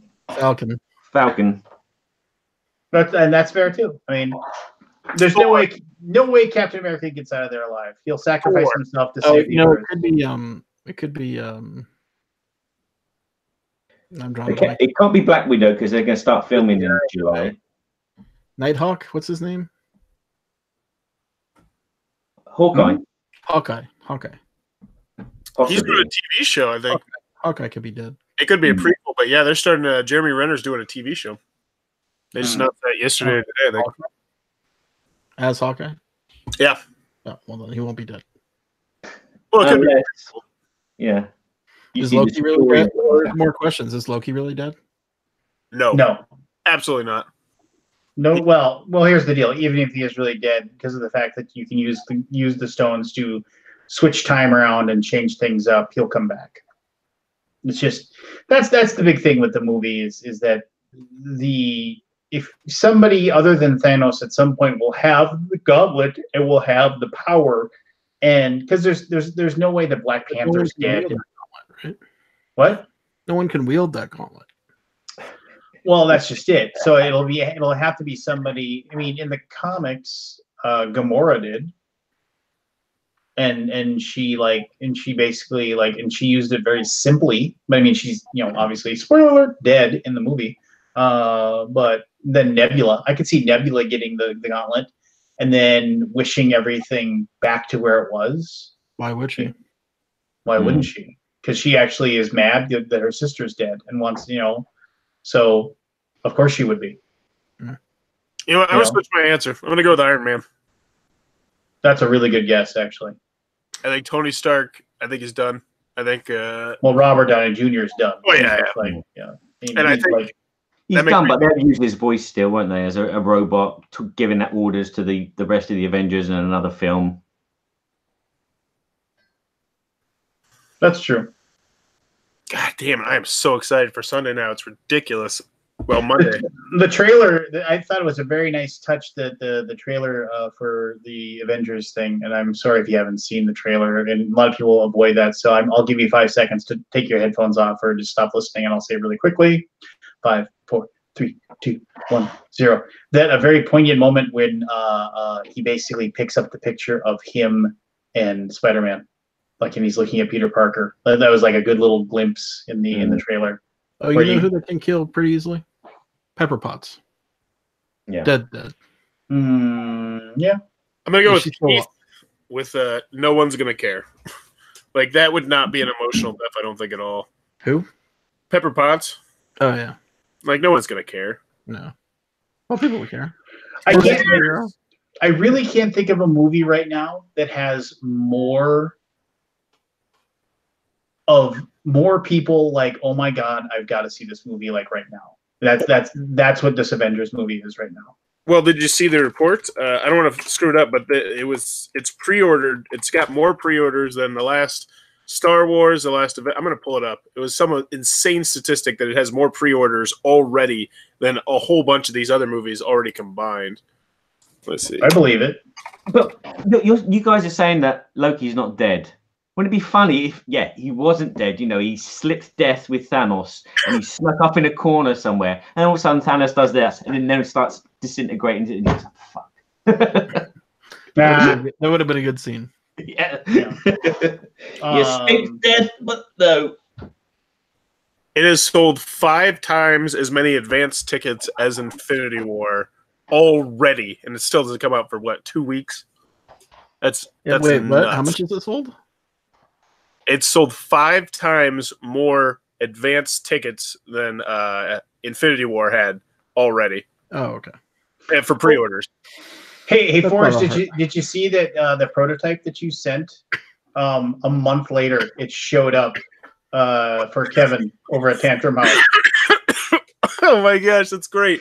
Yeah, like somebody opened up a bag somewhere. Like, what the fuck is this? Oh my god, this was supposed to be delivered a month ago.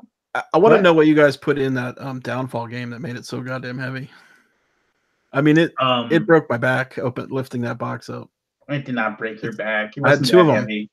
Oh well, have you opened it up? No, I haven't opened it up yet. Well, I mean, it's full of well, you get ready to sticker because you'll be stickering a lot of stuff. No. No, it's big, thick cardboard and tons of it. It's a bunch of wooden pieces. It's a bunch of stuff. So it's a bunch of plastic spaceships, or I shouldn't say spaceships. They're plastic terrain vehicles, things like that. So we're very proud of it. We're very happy about it. Full canned corn. I think that's going to be one where it was like the Kickstarter went over well. But I think it's one of those things that there's 2 things about it that people are they're gonna get it and they're gonna be really excited about it. I think it's gonna have a really good following for it. I think what the people that pick it up later that are gonna be annoyed by is the fact that they don't. That one's going to be one of those that they're really going to be annoyed they don't have the deluxe version compared to the other one, and they're going to be annoyed that they don't have the big map tiles, because so that they can make their board that much bigger and they have more room for stuff. We did include the ability to have if you get too many units on a single spot on the board, you can put a marker down.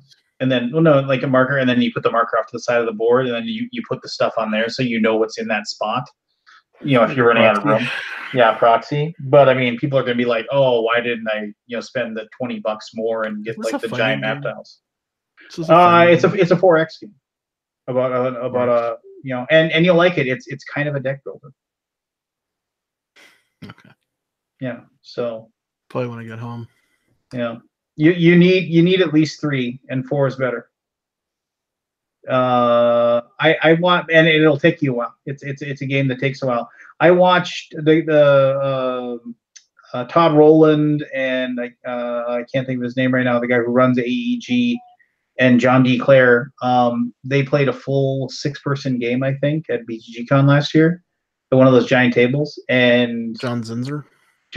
And I think and that was John D. Clare there teaching them how to play. The guy who created the game, and it took them.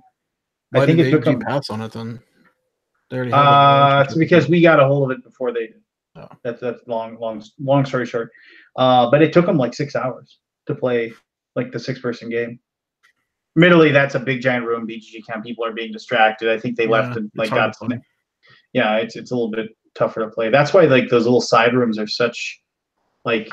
There's a group. There's groups of people at they go to BGGCon that like they make sure they get those little they camp those little side rooms and just they don't never move. They just sit there. And I mean, I remember there's that one next to where the flea market's at every year, and they they sit in there and play their big giant long civilization games and things like that the whole time. Which fine, more power to them, I guess. But hey, I've emailed your guy Jeff a few times, asking him some questions about the poker tournament and just things that we can and cannot, we would and would not be allowed to do. So I don't know. I mean, I don't know if he's just not getting my email or what. I haven't heard back. Are you sending it to BGGCon at BoardGameGeek.com? No, I'm sending it to Jeff at BoardGameGeek.com. Okay. Since since we're buddies, we got a we got a good vibe. Yeah, and Anthony's got to be out of the country doing one of his things, because I have texted him and called him repeatedly because I want to talk to him about Geekway, because he's actually going to come to Geekway with me and work the booth with me. And like, so I haven't seen him in a while, and he hasn't shown up in a while. So I think he's, or he ran off to Mexico and got remarried or something. I don't know. Yeah, sure that happened. Well, no, or no, I couldn't tell. No, I know that he is seeing someone new, and he's very happy. So, yeah, I'm happy for him. Yawning. Okay. You need one of these. My wife has she goes and does she's part of this exercise regimen, and so she's been researching all these different supplements and things she get, which fine, I'm proud of her. But I went with her to a GNC, and they had this stuff, and there's 20 flavors of this, and it is an energy drink that has 0 carbs, 0 calories. It has the same. If you drink this whole thing, and I can't drink a whole thing, literally caffeine, this is too much caffeine in this thing. I drink about 1/3 of this, and then I put a cap on the top and I put it in the fridge. It's got the same amount of caffeine as 2 16-ounce coffees. So it's loaded with caffeine. But these things taste great. It's called Bang. It's like the sweetener. Hold on, I'll read here. Hold on. I thought you weren't doing the they're expensive where I'm from, so I figured they were pretty damn good. They are. Here, I'll read you the thing.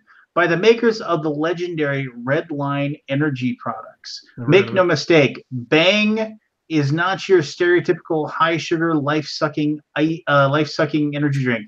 Traditional energy drinks spike blood sugar, producing metabolic mayhem, causing you to crash harder than a test dummy into a brick wall.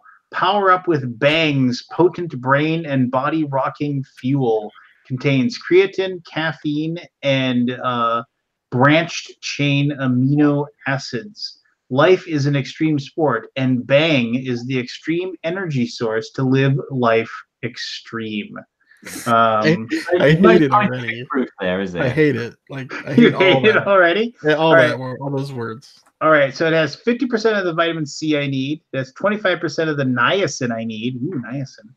25% of the vitamin B6, 25% of vitamin B12, and 2% of my precious magnesium that I need to get. Let me see here. Where are the ingredients here? Ingredients. Purified water, something like citric acid, natural flavors, caffeine. It sounds like a Marvel character would drink to become a superhero. Benzoate, something, magnesium, super creatine. I don't know. A little Slurm. Slurm's Yeah. Mackenzie, baby. Yeah. It's patent number 8,445,466. What's the sweetener though? Hold on, I'm getting to it. I'm just looking. They don't list a sweetener. Maybe it's the citric acid that's in here. I don't know. And if it was really made It of has to have Slurm and you knew it, would you still drink it? Sure, I like Slurm. I like Slurm. Slurm was a good episode. That's a brilliant episode. Slurm's Mackenzie. Hey, you guys. All right, what's the name of that thing? Bang. Party. Bang.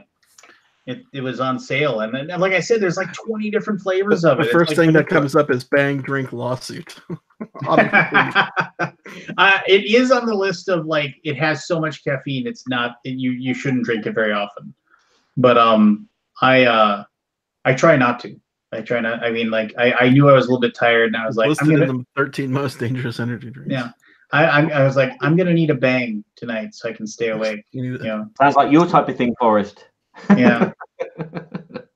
Well, I told my wife, and she's like, "Yeah, go get one out of the fridge." So I was like, "All right, fine." Yeah, but I mean, my wife's trying to get away from having coffee, so she's actually every once in a while having an energy drink, which is something she never used to do. But she doesn't hate the flavor of these. So does it taste like bubblegum? Well, I'm drinking the iced tea one, and it's actually pretty good. It just tastes like iced tea, which I like. So, Sucralose. Oh yes, sucralose. He nodded as if he knew what he was talking about. Splenda. Oh yes, Splenda. He nodded again as if he knew what he was talking about. Yeah, I don't know. I know. H19CL308. There you go. It's the formula. I'm going to say something, and I don't like being this guy. And so I'm just going to ask you straight out, Scott. Can I convince you to go low carb? It'll change your life. It really will. Oh yeah, I've done it. Well, then do it. Let's go back on it.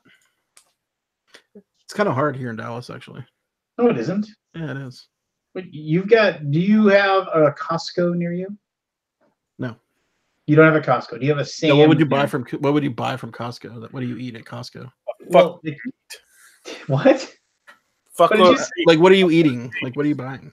I mean, and I'm going to just precurse this. I'm not going to tell anybody what they should do or how they should live their life. But I remember one time Aldi and I had talked about trying to diet together and lose weight together and stuff like that. And I felt bad that I didn't tell you I was doing this and see if you wanted to do it with me. So I feel bad about that. Well, I know. I just felt bad. I felt like I went off and did it on my own and didn't talk to you about it first. So I feel kind of crummy about that. But getting back to on point is that what was that? My chair. Oh, I thought somebody like let off like a really impressive gas. Yeah, there you go. No, I'm going to get 12 inches of snow tomorrow. Anyway, so shovel it. Stack up on that bang. Blow it out your ass. No. So like, first of all, I researched the intermittent fasting. So I only eat between noon and 8. I don't eat anything outside of that. That's the only time I intake calories. So today, around 1 o'clock, I made myself like a Polish sausage, and I grilled up some diced onions and sauerkraut with it, and just put it in a bowl. And I ate that, and that was pretty good. That was really tasty. And then I ate again at 6 when I went out to eat with my mom, and she took us to, I mean, you probably don't have these, they're called pizza ranches. I don't know.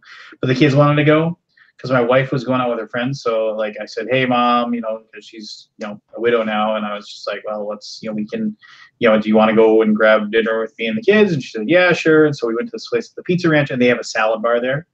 And so I ate salad, which obviously, that's there's no carbs in salad.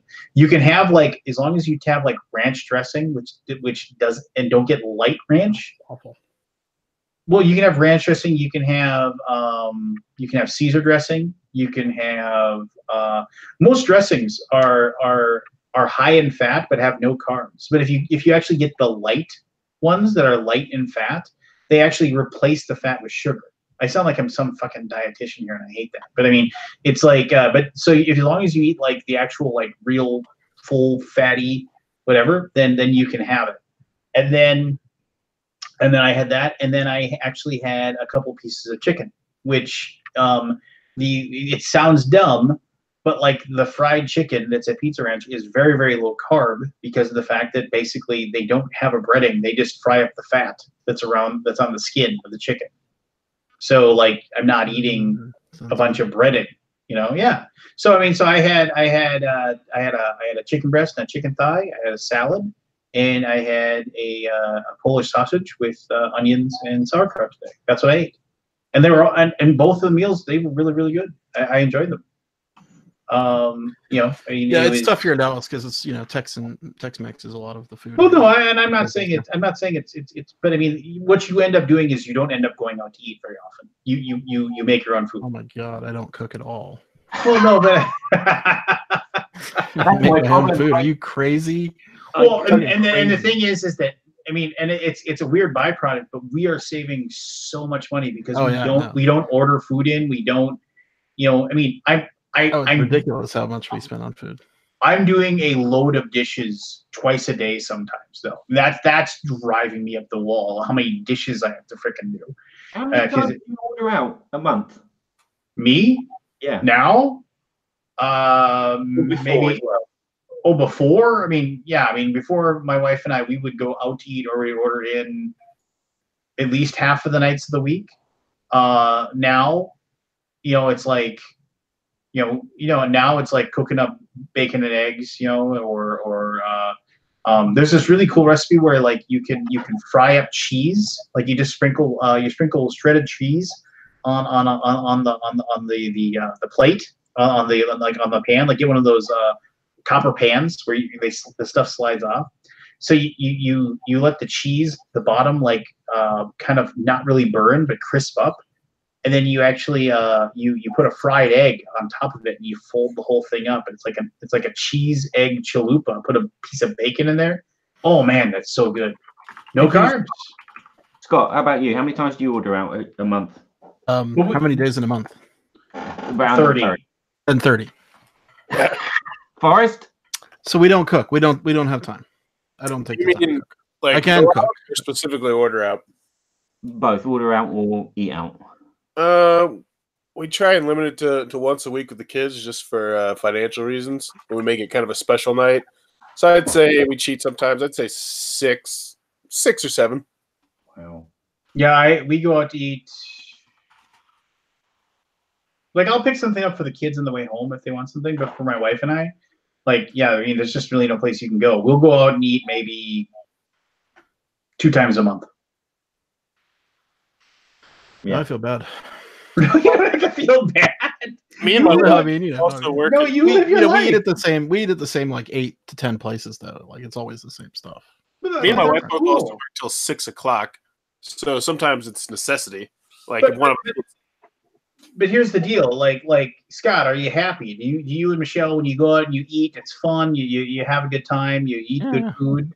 Yeah, I mean, so don't fuck that. I mean, who cares? You're happy, and you obviously have worked it into your budget, and you are a man of means, and she is a woman of means, so you can afford to. So I don't think you should feel bad about it at all. No. I mean, everyone's got their different lifestyles. I was just surprised. I never had that impression that you guys would go out so much.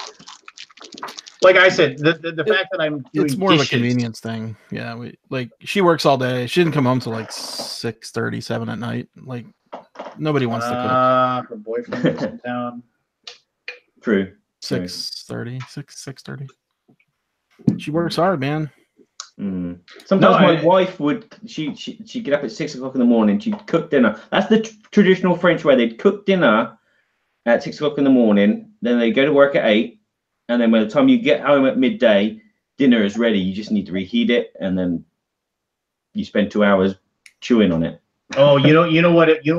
Like, are one of the greatest things in the world. Like, if I'm hungry and I haven't been able to cook food, or set up, like, if I haven't like thrown something in the slow cooker all day to cook up for us, something like that. on the way home, I'll stop at one of the grocery stores that has those rotisserie chickens because those are 0 carb, and man, that's good stuff. It's like $6. It's a whole meal.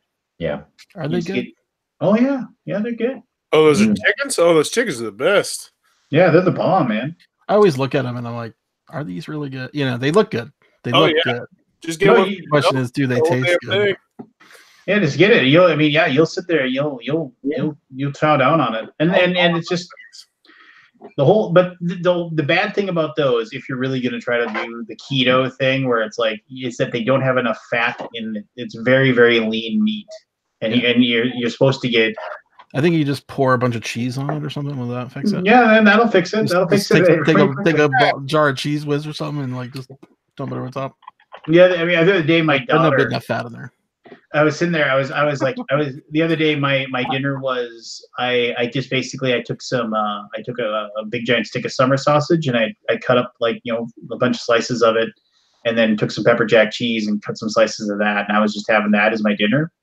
And that's tasty to me. I mean, my wife thinks I'm crazy, but I'm like, yeah, this is really good. What are you talking about? Mm-hmm. But then I watched my daughter come, and she grabbed like the bag of like tortilla chips out of the thing, put it all on a plate, covered it with cheese and salsa and taco beef, like threw it in the microwave. 30 seconds later, she had a big giant plate of nachos. I was just like, wanted to stab her with my fork. Yeah, that's the thing. I mean, I did the low carb for like a year, and near the end of it, I was feeling terrible, and I just stopped. And then it was just like, as soon as you stop, you're basically like gaining weight back.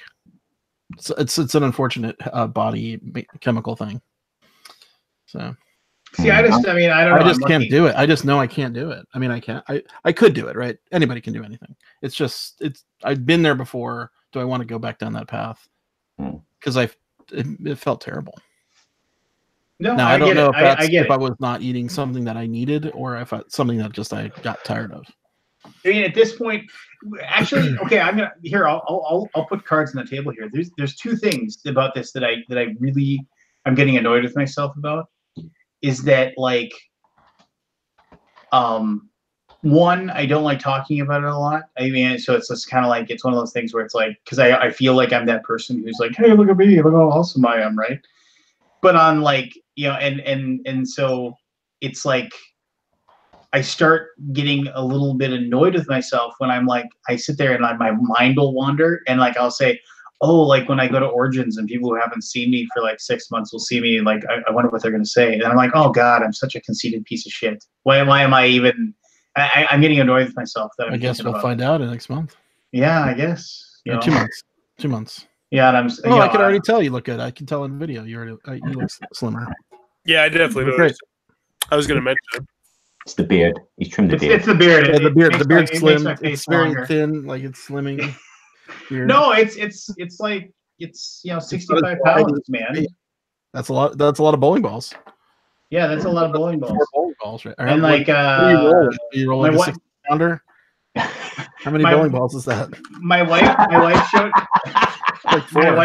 wife showed me this stat where she said like every pound you lose, I don't know where this stat comes from. It could be some fucking idiot for all I know. But every pound you lose is like 4 pounds of weight that's taken off of your knees and your joints. Mm-hmm. Oh yeah, that's huge.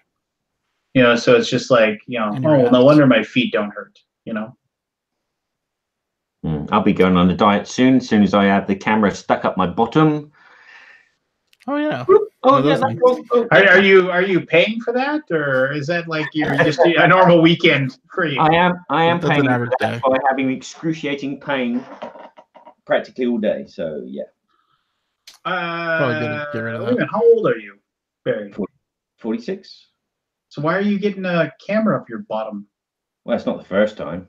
Well, it doesn't. I didn't ask for like a rundown of the number of times that you've done it. I'm just saying, why is there like something? I would like the rundown, Barry. Ooh, you want to watch a bad movie? Watch the rundown, like a bad good movie, like a good bad movie. Is that The Rock and that was The Rock? Yeah, Good, I like that movie. That's a good bad movie. Yeah, I'll agree with that. But no, why are you getting a camera up your tuchus? Because in France, it's normal. You need to check every 5 years. That old free healthcare bullshit. Yeah, it's free. That's why it's not. It's not that's why free. they're doing Oh, it's not? It's not free. It's No, like $20. You pay for healthcare here.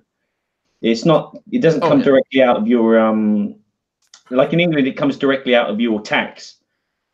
So your wages, your tax, that money goes into healthcare. In France, you pay for your healthcare, and then obviously you get reimbursed for whenever you need to go in, but you still pay. How much is it going to probably cost you? Sorry, how much is it going to cost to get that shoved up there? I think it's around about 80 euros or something like that. 18 I told you, euros? $20, dude. Everything in Europe is like $20 to $40. Oh, You would be shocked. That's like $1,000 in America. We took Chad to the ER last couple years back, and it was like $40. Oh my god! An ER trip here will cost you like $2,000. It'd be cheaper to fly there, go to the doctor, than fly back. Yeah, that's why people are doing it. Oh my god! Well, let's not get political. So no. So not hey, no. Have I ever told you the story about when I had to get my prostate checked? Have I ever told the story? No. Do you want to hear it? Do you want to hear this story? This is a pretty good story. This is my breakfast. So did we lose Rado tonight? Is he gone? Nah, he's gone. We're talk about games anymore. He was scared. Well, no, we can talk about games. Let me tell the story. This is actually pretty good. This is I like games, but first I want to talk about my ass. Nah, yeah. No, okay. So, I remember. I was working one day at my old job, and it was like one of those things where I was having pain, and I was having pain in my my private area. Let's just go that way. And I was just kind of like, yes, but I was just like, and it was like, okay, maybe I slept wrong, or what's going on, and I apologize. I apologize that this embarrasses anybody, but I was just like, this is that. It was bad. It was like, and it was just what, front or back pain. Like you said, your private area, front or back? That would be my front. Okay, just wanted to clarify. The nuts and bolts, the pork and beans or whatever. So, pork and beans. You've told the story before. I remember it. You did? So yeah. So I remember, and I'll play the more succinct thing. So I remember I was just in pain, right? And I was like, this sucks. It just hurts. And so I went to general admission. I told my boss, I was like, hey, I got to go to the doctor. I'm not feeling well. And they're like, okay, fine. So I went. And I left work. And I went in, and there was I had a general practitioner doctor that was just at this general admittance area. I didn't have a specific doctor that I went to. And so I just went into general admittance, and this guy, he's like, hey, it's like whenever I would go in because I was sick and I needed a prescription, this is the guy I would always see. And so he's a very, very genial, very, very friendly, very, very nice guy. He would tell me stories about how, he would donate time doing Doctors Without Borders, and he would go all over the world and just practice medicine in areas of the world where they didn't have doctors and things like that.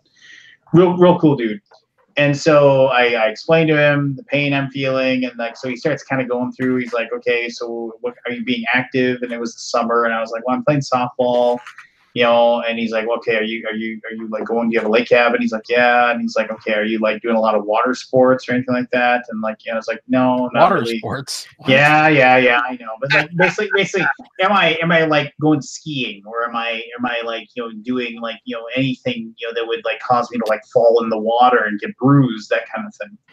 And so I was just like, no. And then he actually said, and I apologize to anybody who might be offended by this. He's like, are you having any really rough sex? And I was just like, no. And he said, because that he's like, you can have tears and lesions within your pork and beans from that, and and I was like, I mean, not that I really think of it. I was dating a girl all the time, and I was just like, he's like, okay. And so then he kind of goes through the whole thing, and he's checking these things out, and he's like, well, there's nothing that I can tell that's wrong with you. And so this guy's had the gloves on. He's been manipulating my stuff for the last 45 minutes. So I mean, at this point, I feel we're on a pretty good friendly basis now. But he's a doctor, so what does it matter? So he says to me, he's like, well, I mean, I really can't find anything wrong with you. I mean, it's just I'm going to give you a prescription for some painkillers. I mean, the only other thing I can think of to check is your prostate. Now, at this point, as a man, in like my mid to late 20s, I literally had no idea what he was talking about. I mean, basically this guy's been, giving me what would cost $20 on the street in New York, for like the last 45 minutes. I was like, well, I'm already here. I'm like, I'm just like, this really isn't all. Yeah, fine. I was like, yeah, sure, whatever, let's do it. And he's like, okay, cool, we'll check it. And so I pulled down my pants again, thinking, okay, he's just gonna, whatever, check something else that's there.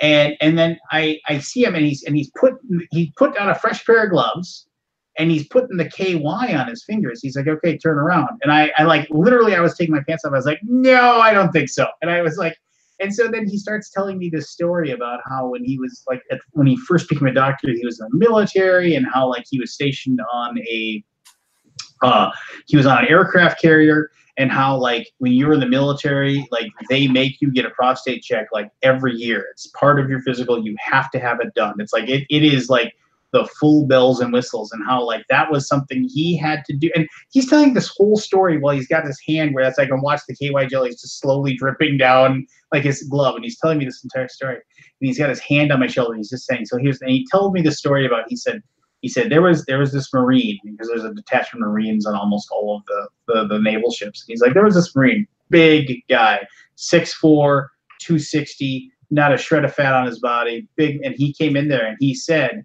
it's like, you know what, we're going to do the entire physical, doc, but there is no way you're putting a finger in my butt, and it's the whole thing.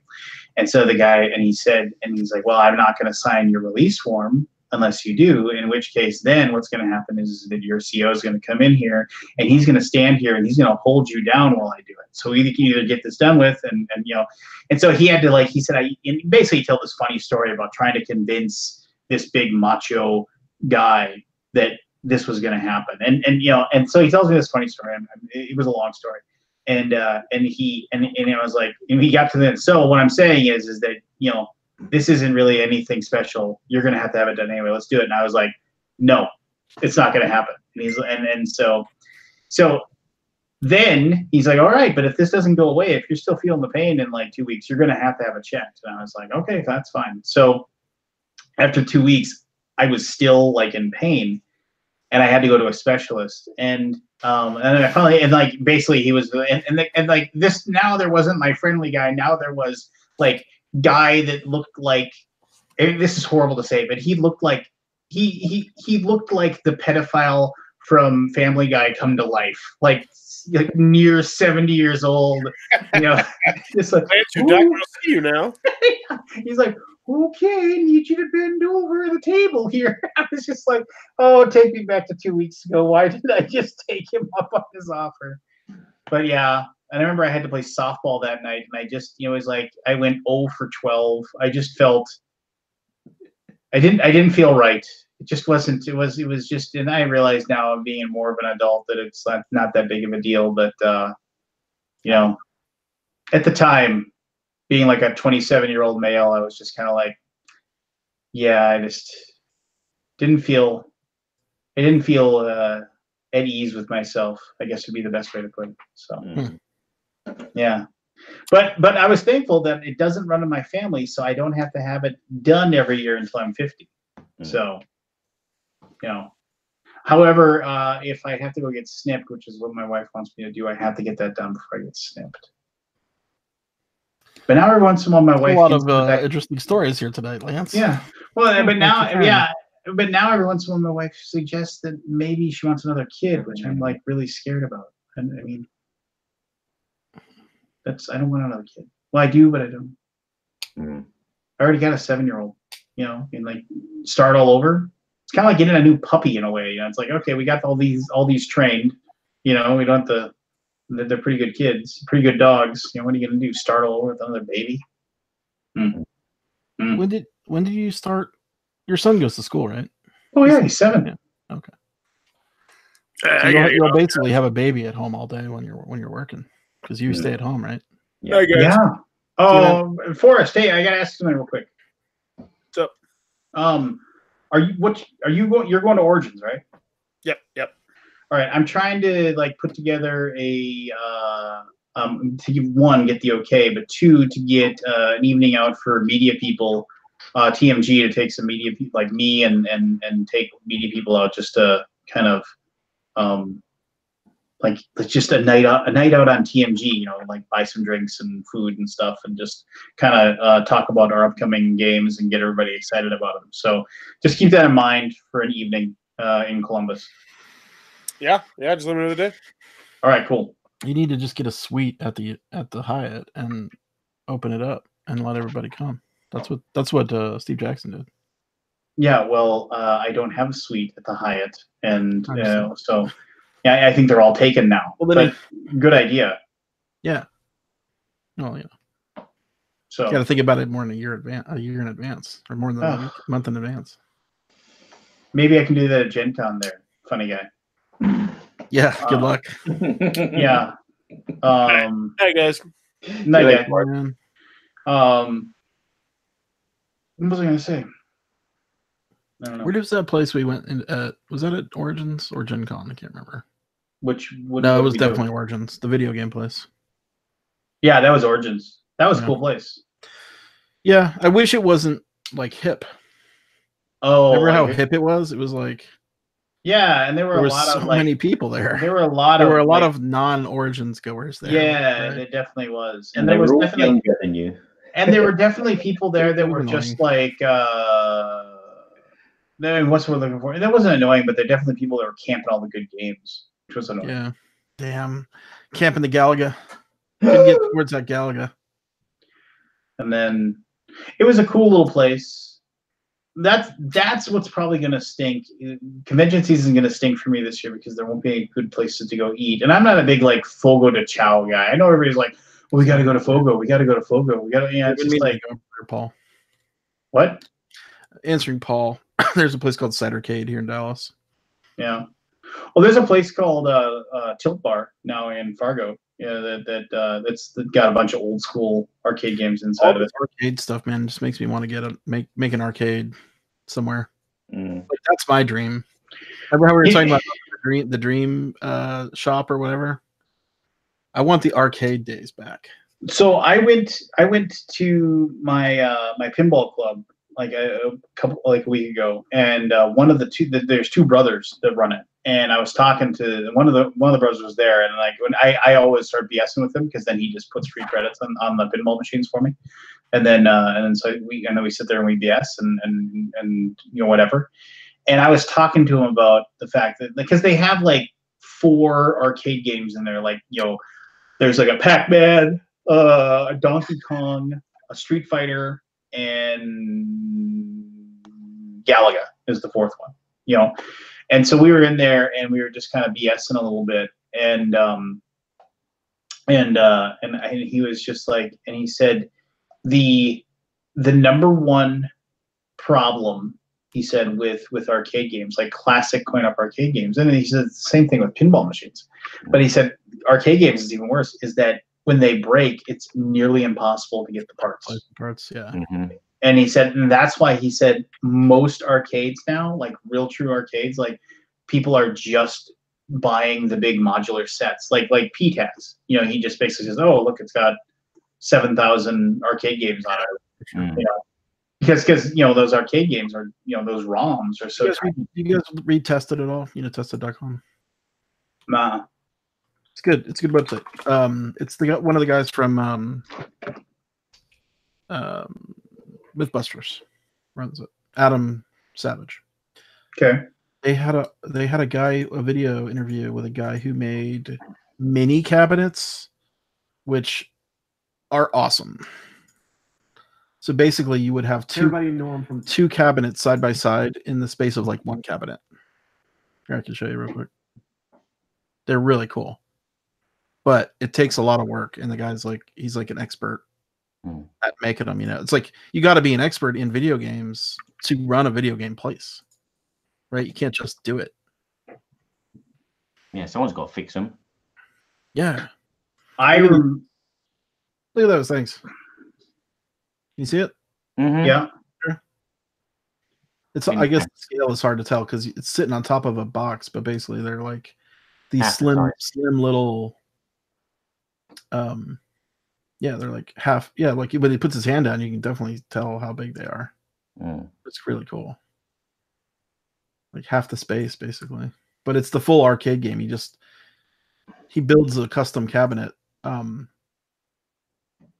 Does all the electronics himself, so it's like super hard. I mean, it's not something I would be able to do.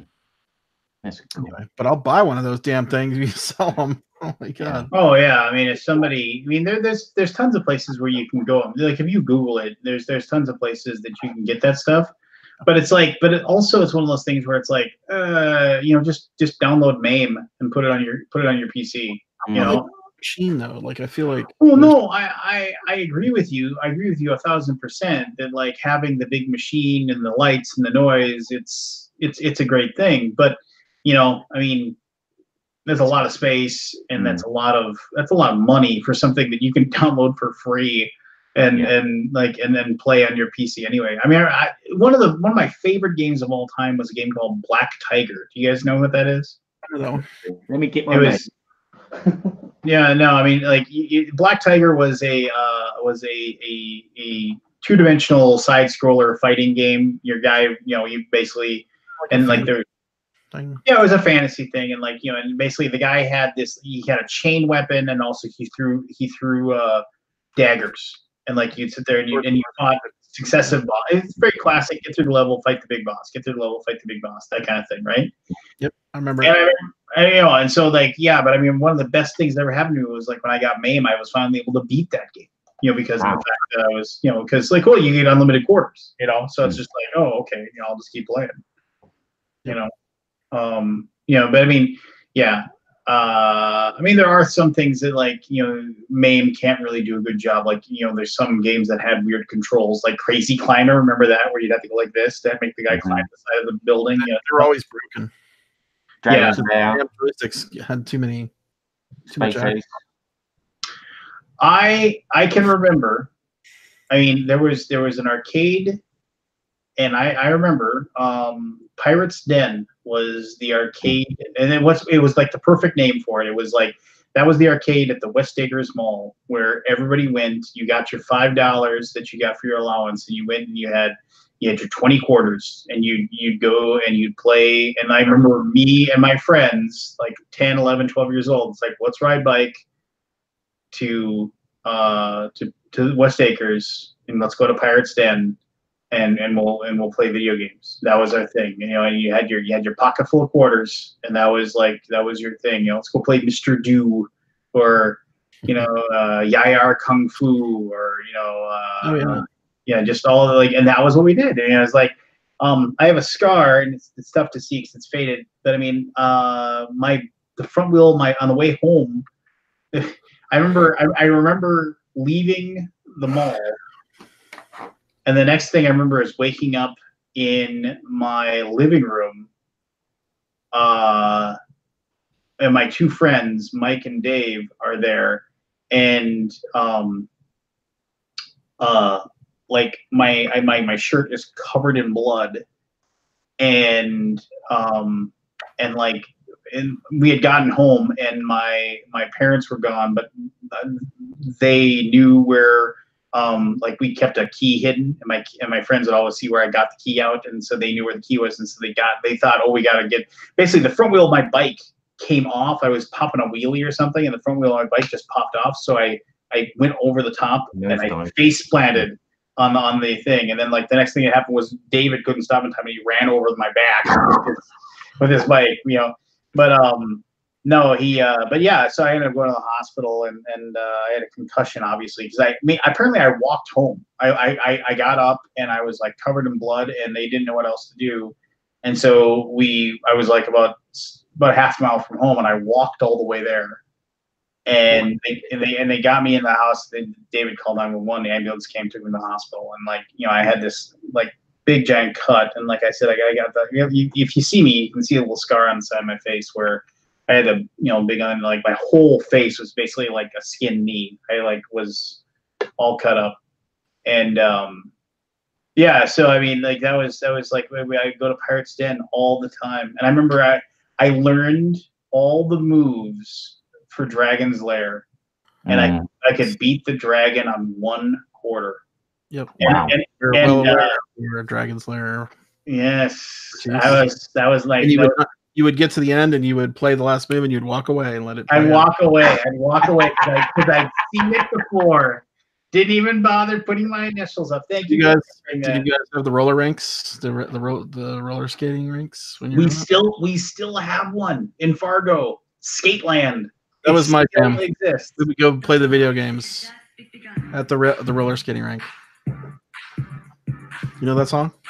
I can't really hear it. I don't want to hear it. That's the roller skating rink song. I would go, like, friends of mine would have birthday parties at Skateland, and I would get there, and I'd be like, and they'd make me purchase skates to get in. They wouldn't let you get it. You either had to bring your own skates, because I hated skating. I absolutely hated it. I was just like, I didn't like it at all.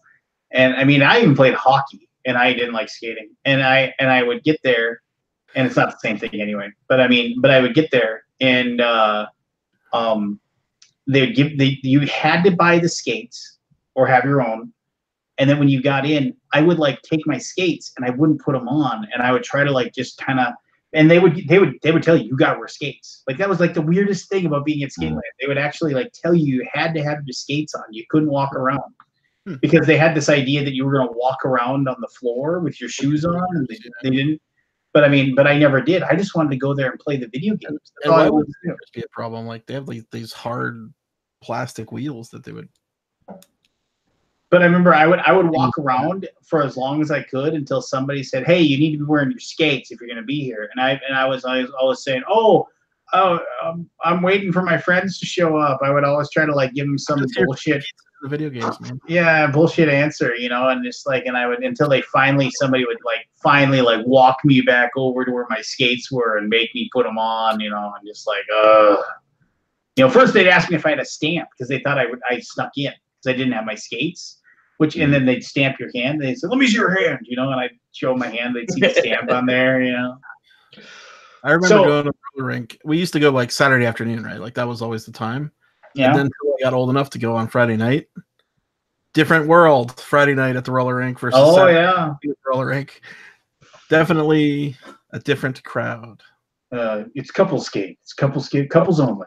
Totally. Yeah. No, I remember. So we had. Because like I said, I played hockey. If you play hockey, you have to be able to skate backwards. I mean, if I got on ice now, I would fall and kill myself. I mean, I haven't skated in my son was in hockey for like a couple of years, and we go and like I was like, it's been a while. Let me see if and I found my old skates. I found my old skates, and I was like, I was that guy like this. Just like, it was not like riding a bike for me anyway. It was like, good Lord, he's gonna kill himself. Let's get him off the rink.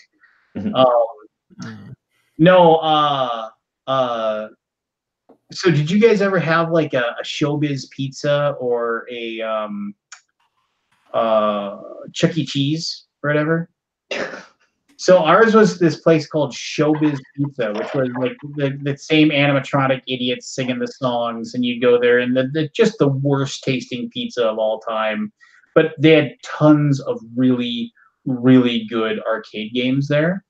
But here was the deal. You couldn't go to Showbiz Pizza unless you were there with a family. That was like one of the things where it was just like, and I've noticed something else recently. Back when I was a kid, like all kinds of places had bike racks outside of them. There's like not as many bike racks as there used to be. They just seem to like nobody rides bikes anymore apparently. But anyway, so like my buddy Matt and I would like be like, I want to go to because Showbiz Pizza gave you 8 tokens for $1, so you got double the games.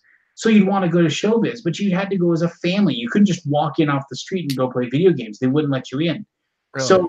So we would, me and my buddy Matt, we would go there, and other people too. We'd go there, and we wouldn't go and we wouldn't park our bike at the Showbiz Pizza. We wouldn't park it there because they would see us park our bike. Somebody would see, like, look outside and they'd see us pull up on our bikes. We'd park, and like we learned that they're like, "Oh, why are you here? You can't be here unless you're like buying food or something." It's like, okay. So we would go, and there was like there was an apartment building like a block and a half away. We'd go there, and there was a bike rack outside. So we'd go there, we'd park our bikes at this apartment building. And then we would walk over to Showbiz, and we would walk towards the side of the building that didn't have any windows on it. It was the side where the kitchen was, so they couldn't see us. And then we would hang outside the Showbiz place until we saw like a large group, because people, all big birthday parties would always show up, you know, like, 12 kids. And you just tag in. And we would just walk in with them and get in there. Because they had like, why would this place keep you from a, I don't know. It was kids, like they didn't want kids just they hate fun. I don't know. I mean, this was like this was Chuck E. Cheese or Showbiz. Showbiz, same thing, right? Yeah, same business. So it was like mid. It was like 83, 84, 85, right around there. And so we would sneak in, and then we get in there, and we'd sit there, we'd play all these video games. And then there was even like, and then what screwed us was that, okay, so you know where the skee ball thing was, you know, whatever. Mm-hmm. So for some reason, and I have no idea how this would happen, but for some reason with the skee ball, Matt figured out that like if he crawled underneath the skee ball machines, there almost always were tokens down there. Like somehow tokens just drop down. Yeah, it would drop down. People would drop them, and they would roll under. And yeah, they'd roll under. So he'd run out of money, and he'd crawl underneath there and go searching for tokens like all the time. And so one day, like I'm just sitting there, I'm playing. I was playing Cliffhanger. Remember that game, Cliffhanger, with the. Sure do. Yeah, so I was Lupin. Lupin, yeah. Lupin the Third. Which is a great Castle of Cagliostro. Castle of Cagliostro. Yeah. So, but anyway, I was sitting there, and like literally, I'm in like mid ninja fight scene in that game, like one of the toughest parts to get through. All you have to do is push left. Well, shut up. Anyway, so, but I mean, it was. I actually wrote down all the Cliffhanger moves like in a notebook, and I studied it. But I remember, awesome. You had to pick like the hand and the feet at the right time, and so to get past them. But anyway, so I'm in the ninja fight, right? I'm trying to get past it. And I'm doing pretty well. And all of a sudden, I feel somebody grab me like this and yanks me away from the. This is Can you when imagine someone doing that today. This era. Oh my god, they'd be so in jail. I would. The first thing I would like, you'd go, "Oh my neck," you know, and then you. Yeah, I know. Yeah. So somebody grabbed me, dragged me away, and I look, and there's my buddy Matt, and he's crying. Like, and there's some guy screaming and silly.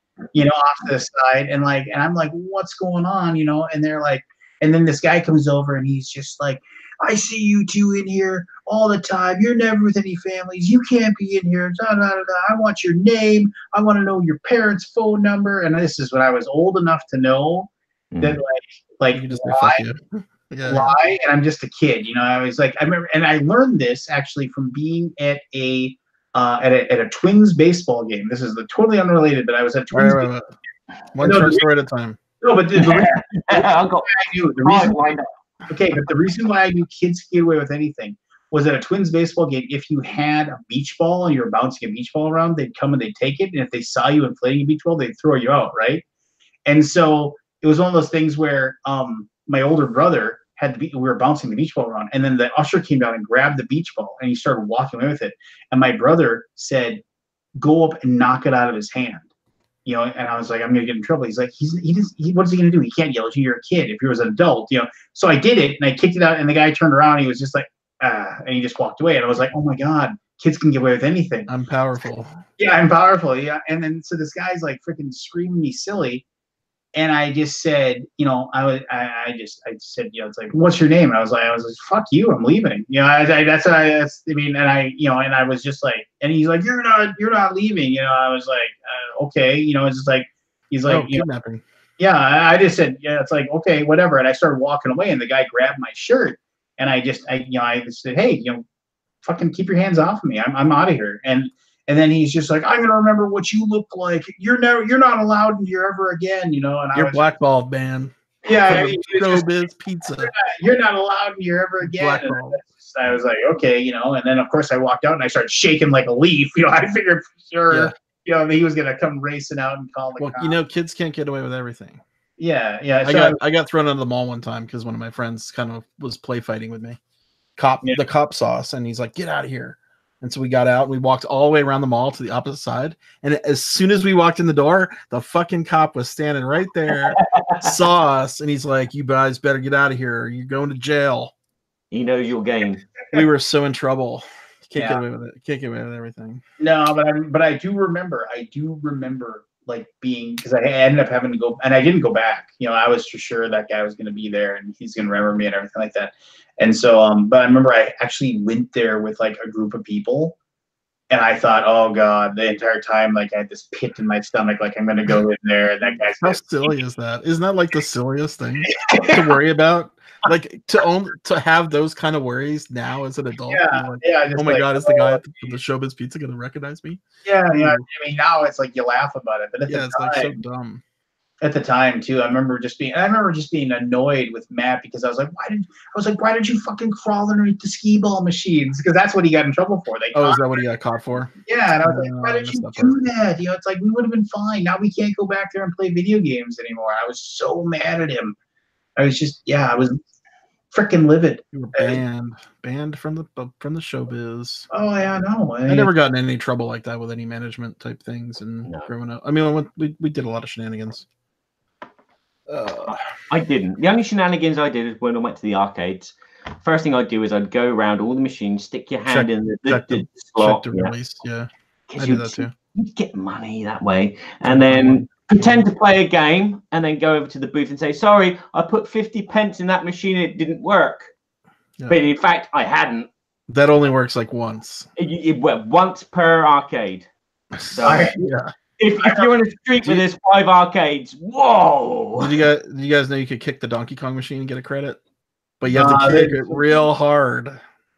So you have to kick it real hard. So you can only get away with that like once every hour. There was this old battle axe of an old lady that was one of the the attendants at the Pirates Dens. Like there was this old lady, and she was just like one of the grumpiest old ladies of all time. And you remember she had the change machine thing, so she could flick to get the quarters to come out, and like she could change your 5 into 1s for you and things like that. And I remember one of my buddies, and she just had this like stern look on her face, like she was just like gonna like bite your head off if you ever did anything wrong. Like he just and I just remember there was this one of my buddies, his name was Scott Bilstead. He had in his mind he was gonna lie to her. He was gonna say, I put a $5 bill in the change machine and no money. Only gave me 4 credits. Yeah, and to see what she'd say. They could just open it up and see which bill is late. And so that's what she did. She opened it up and saw that there wasn't any $5 bill in there. And I was like, oh my god, she's gonna kill him. And all of a sudden, like her whole facade of like the really, really tough looking old lady was gone, because all of a sudden she was like, you need to get out of here, just like, shame on you. Just like, it was like, oh, you're not really, you're just like somebody's grandma, like that's like the most angry that she was just like, you need to go. Wazowski, get out of here. Yeah. I do remember back when 24-hour convenience stores, there was mini marts. They no longer exist, but there were mini marts in my area. I don't know if that was a regional thing or whatever, but there was a fair number of these places called mini marts, and they would have 4 or 5 good video games in their back, in a couple of good pinball machines, NBA jams, stuff like that, stuff that was worth playing. And I'd end up at those places after I got done working my pizza delivery job. You get done working at 1, you're all amped up on caffeine. You made a pizza when you left. It's like, and you got a pocket full of cash because you made all your money on tips and deliveries and stuff like that. And I would so I go to this mini mart all the time, and me and a couple of my buddies went there. And one of my buddies who just it's one of those things where he push a little bit, and if it worked, then you push a little bit more and it worked, and push a little bit more and it worked, and so on and so forth. And he was there one time when he saw somebody, because he loved playing Street Fighter. He just loved it more than anything. And he was sitting there, but he hated the fact that he had to pay for it.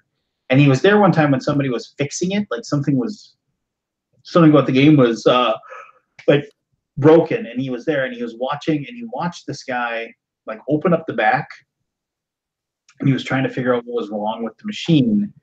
And like inside the machine, every single one of them had the machine manual in it. Like, you know, the troubleshooting thing. Yeah, the inside of it. That's just what they did.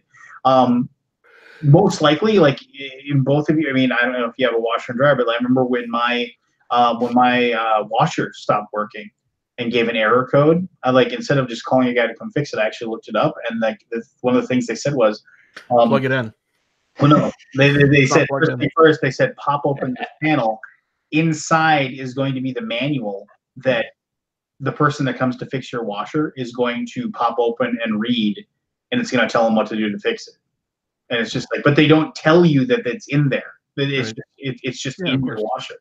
Right. You know, so it's like, oh, okay. So sure enough, there's my manual on how to fix, you know, so it's the same thing. You know, they don't tell you, nobody knows how to fix every single video game. It's just each video game has the manual inside of it.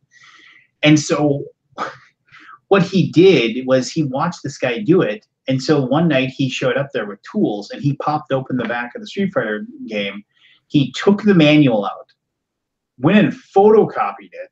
Like, you know, you went to one of those places that 5 cents for a photocopy, you know, Kinko's, you know, whatever, you know, photocopied the whole thing, brought it back, unscrewed it, put it in, and then he read how to like flip the dip switches inside to set the game up on free play. And so he would do that, and then it was, I mean, I didn't care. He set it for free play. I got to play all the Street Fighter I wanted. It was great. I would just sit there and play it like constantly. And then he figured out that like you flip the dip switches, you turn the game off and turn it on again to reset it into free play. But then if you went back in and you flipped the dip switches back to where they were, then like you'd have to turn it off and turn it back on again. But as long as you remember to do that, it would go back to being, you know, to pay to play, right? So everything was great. I would go there late at night. He would steal the things for every single, like the 5 or 6 video games back there. He stole them, did it, you know, and like did the whole thing. And he was having a blast. And like, and I would go there because I knew Brian would have done it, and I would sit there and play free video games at night. And it all ended, however, the night. Can you imagine that? It all ended the night that Brian forgot to turn the game off and turn it back on again when he left. Right. And so play the next day. So it was at free play the next day, and it's like middle of summer. It's like 11 o'clock or noon, and the mini mart is wondering why there are 22 freaking 7, 8, 9-year-old kids all crammed in this like little 10 by 10 area, all playing the video games like crazy, like going crazy. But none of them are no money on the screen. None of them are coming up and asking for change for $1, you know. And it's just like, and I remember then like, and then they called up, like they went back to them, and of course they didn't know what was going on. They're like, how do these games all get like this? And so then they called up the whatever the place that handled them, and they and then here's the dumb thing is that the night shift guys knew that he did it, and they didn't care because that meant they got to play free video games too. So they were like, you know, they were all a bunch of, you know, 20-something nothings too, like the rest of us, and they didn't give two shits. You know, they don't care. But like the guy who was running the store, he was just like, what's going on? And then the people came out there and like, why are these all set up on free play? What the fuck? You know, how did this happen? And he's like, I don't know, I have an idea. And then like, so then like he went back and checked like the video, you know, and like, you know, the security tapes, and you saw Brian freaking messed up.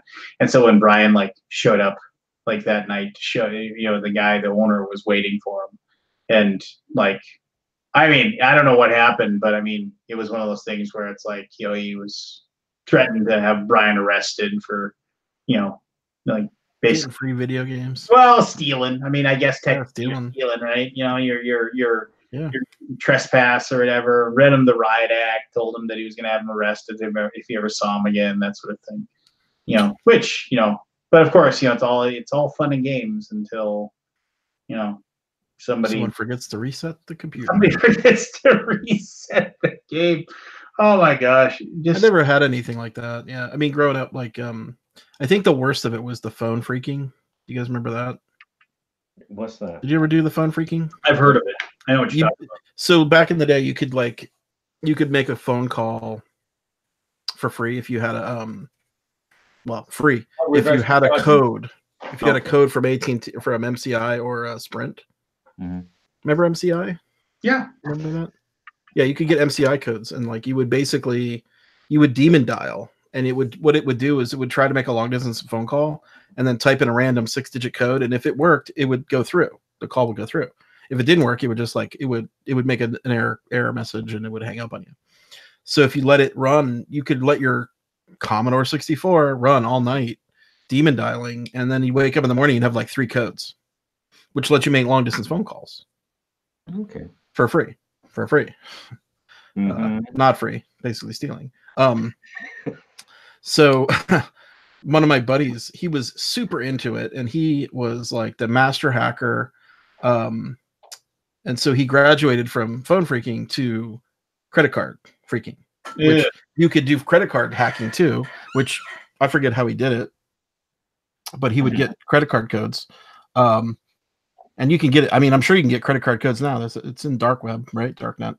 And he would order things to his neighbor's house, right? And then like wait till nobody was there, and he would go pick it up, like the packages or whatever. So he was ordering like tons and tons of stuff, like computer equipment, police scanner stuff. Back in the day, you could basically listen to phone calls, 800 megahertz. Cell phone. And so I would hang out at his house, and we would listen all like Friday night, listen to the cell phone calls, and it was like 90% prostitutes. Like the only people that had cell phones back then in the 80s was like, can I get a blah blah blah and a blah blah blah? Yeah, that's $50. Meet you at the blah blah blah. Like it was just all like sex talk. And I'm like, he had been listening. I'm like, well, what's around the world? What does that mean? Oh yeah, oh my god, it was terrible. It was like I grew up quickly at that hanging out with him. But I remember he never got caught. He stole tons of stuff. I'm like, man, I don't know how you do it. I mean, first of all, the what's it called? Moral. Yeah, the moral conscience. Like you're stealing basically from somebody. Yeah. Someone's paying this bill. And then you're putting it in your parents' house. You're like living in their house with all the stolen goods. But he never got caught. Yeah, he would go to a cell phone to make the orders, or not a cell phone, a payphone down the street. Yeah, make the order, so it never like tracked back to his house. Wow, he was thinking out of the box, wasn't he? Yeah, I mean, I guess back then it was really easy, right? Because we weren't technologically savvy enough to track fake credit card orders, right? Like PIN codes. Do we have PIN codes back then? I don't remember. Like that kind of stuff. God knows. Man. Yeah, I'm trying to remember. Probably not. I mean, we had another guy. What was it in Florida? There was a thing you could do, and I forget the name of it, but you could look in the first 20 pages of the telephone book. It'd tell you like how to use your phone and how to do stuff. There was this thing where you could set up a 30-person party line where you could have 30 people in, right? And so I remember that. Yeah. So not this guy, but a different phone guy. I knew a lot of phone people through the web, or well, BBSs back then. He got a code to get a 30-line party line going, and he had me on there. He had like a ton of friends, all these like people. He was just calling numbers. He's like, yeah, I found these on BBSs, and it was just like random people in the UK. And they were just like this weird conversation, like weird party line, 30 people. But that was back in the 80s. Yeah, I got no stories like that, I'm afraid. I think the most daring thing I did was a knock door run. And then afterwards I had a bad conscience about it. And so I stopped doing that. What is that? Knock door run. But so you knock on the door and run away? Yeah. Oh, that's like so harmless. Yeah, geez. Look at the badass. Ding dong ditch. Is that what it was? Yeah, ding dong ditch. Yeah, but I had such a bad conscience because you were so guilty. My friends were doing it on old pensioners' houses, and it was like the last thing you want is an old granny opening the door and having a heart attack on you. So it's like I stopped doing that. Yeah, I just remember. Man, I mean, I did a lot of. Most of my time in high school, I was pretty straight and narrow. I mean, I just kind of I just didn't see the point. I didn't really drink. I didn't drink. I didn't do any drugs. I didn't. I just kind of just did my own thing. Though after I got into college and out of college, that's when I kind of started being like, when good old Mr. Beer started giving me some liquid courage and making me do dumb things. I remember it seems like the vast majority of these things I would always be with Brian. This guy was just like an agent of chaos, and it just like we would go out all night long, just doing whatever, just like hitting a bar, grabbing a few beers, leaving, going and doing this, going and doing that. Just like it always seemed like a good idea to do nutball stuff. The airport in Fargo, and it's there's much more around it now, but back in the day there was like it was the only thing way up in North Fargo, which doesn't mean anything to any of you, but basically there was nothing around. There was like farmland all around the airport, Yeah, I know. But so then there was this long winding path that left this like main thoroughfare, and you had to drive in this long. It was paved, but you drive in this long winding path to finally. It was about a mile long. That would get you to the airport. And about, I would say 500 yards, 600 yards from the airport, there was this little gravel road that led off, and it went about maybe 100 feet, 150 feet, and it opened, and like there was this like little kind of hill there. It was weird, and then you go around the hill, and then there was this parking lot that basically they had put there for you to drive, and you could watch the planes land. And so like, so theoretically it was one of those things where it's like you went there and you parked and you waited until the plane was going to land. You knew that was the plane of the person you're going to pick up. Then you got back in your car and you drove to the airport, and you were able to pick up your whatever, your friend, your family member, whatever. Well, the thing is that like this place out in the middle of frickin' nowhere is where people would go who didn't have a place to go if they wanted to enjoy each other's company. We'll just leave it at that. And that way, it was a very, very common place for these people to, for people to do this. And because it's in the middle of nowhere, there's no lights, there's nothing, it's like no cops are driving by to see what's going on or anything like that. And so Brian and I, and usually a few other people, because we've been drinking, we'd be like, hey, let's go up there and see if we can just, so we'd get there and like we'd shine bright headlights at the car and just normal, like, rapscallion stuff that just like ruin other people's good times or whatever. But Brian found out about how to make these things, and this is horrible. I only did this once. I know Brian did it a lot, and to this day, whenever I think about this, I feel really bad about it. But he read about how to make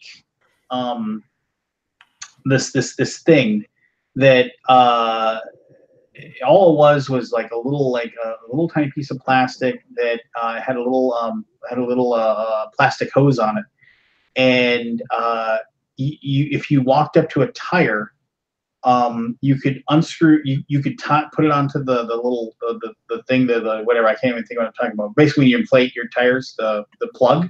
Yeah. If you screwed it on the plug, it would open up the tire and it would let all the air out. And it was just like something of course he found out how to make one just because it'd be something that'd be awful. Oh, it would be faster than pushing down the little. Yeah, it would hold it down and it would let all the air out and it would just stay there. And so he dared me. He gave me 4 of them, and he dared me to go and crawl up to the car where it was parked, where these people were enjoying each other's company in the middle of the night, and then attach one to each of these tires. And I did it. And I let all the air out of these tires, and we got back and we drove off. And I was just like, oh, how did they get out of there? Yeah. Oh, jeez. This is before cell phones. This is before cell phones. Killed them. No, it was like in the summer. I wouldn't have done it if it was in the winter, because then they would have had to walk. But it was like in the middle of summer. But I mean, it would have been awful. It would have been a good, at least half hour, 40-minute walk before you made it to like the closest. Well, no, it isn't. I mean, it's the ones where they're out in the wilderness where they.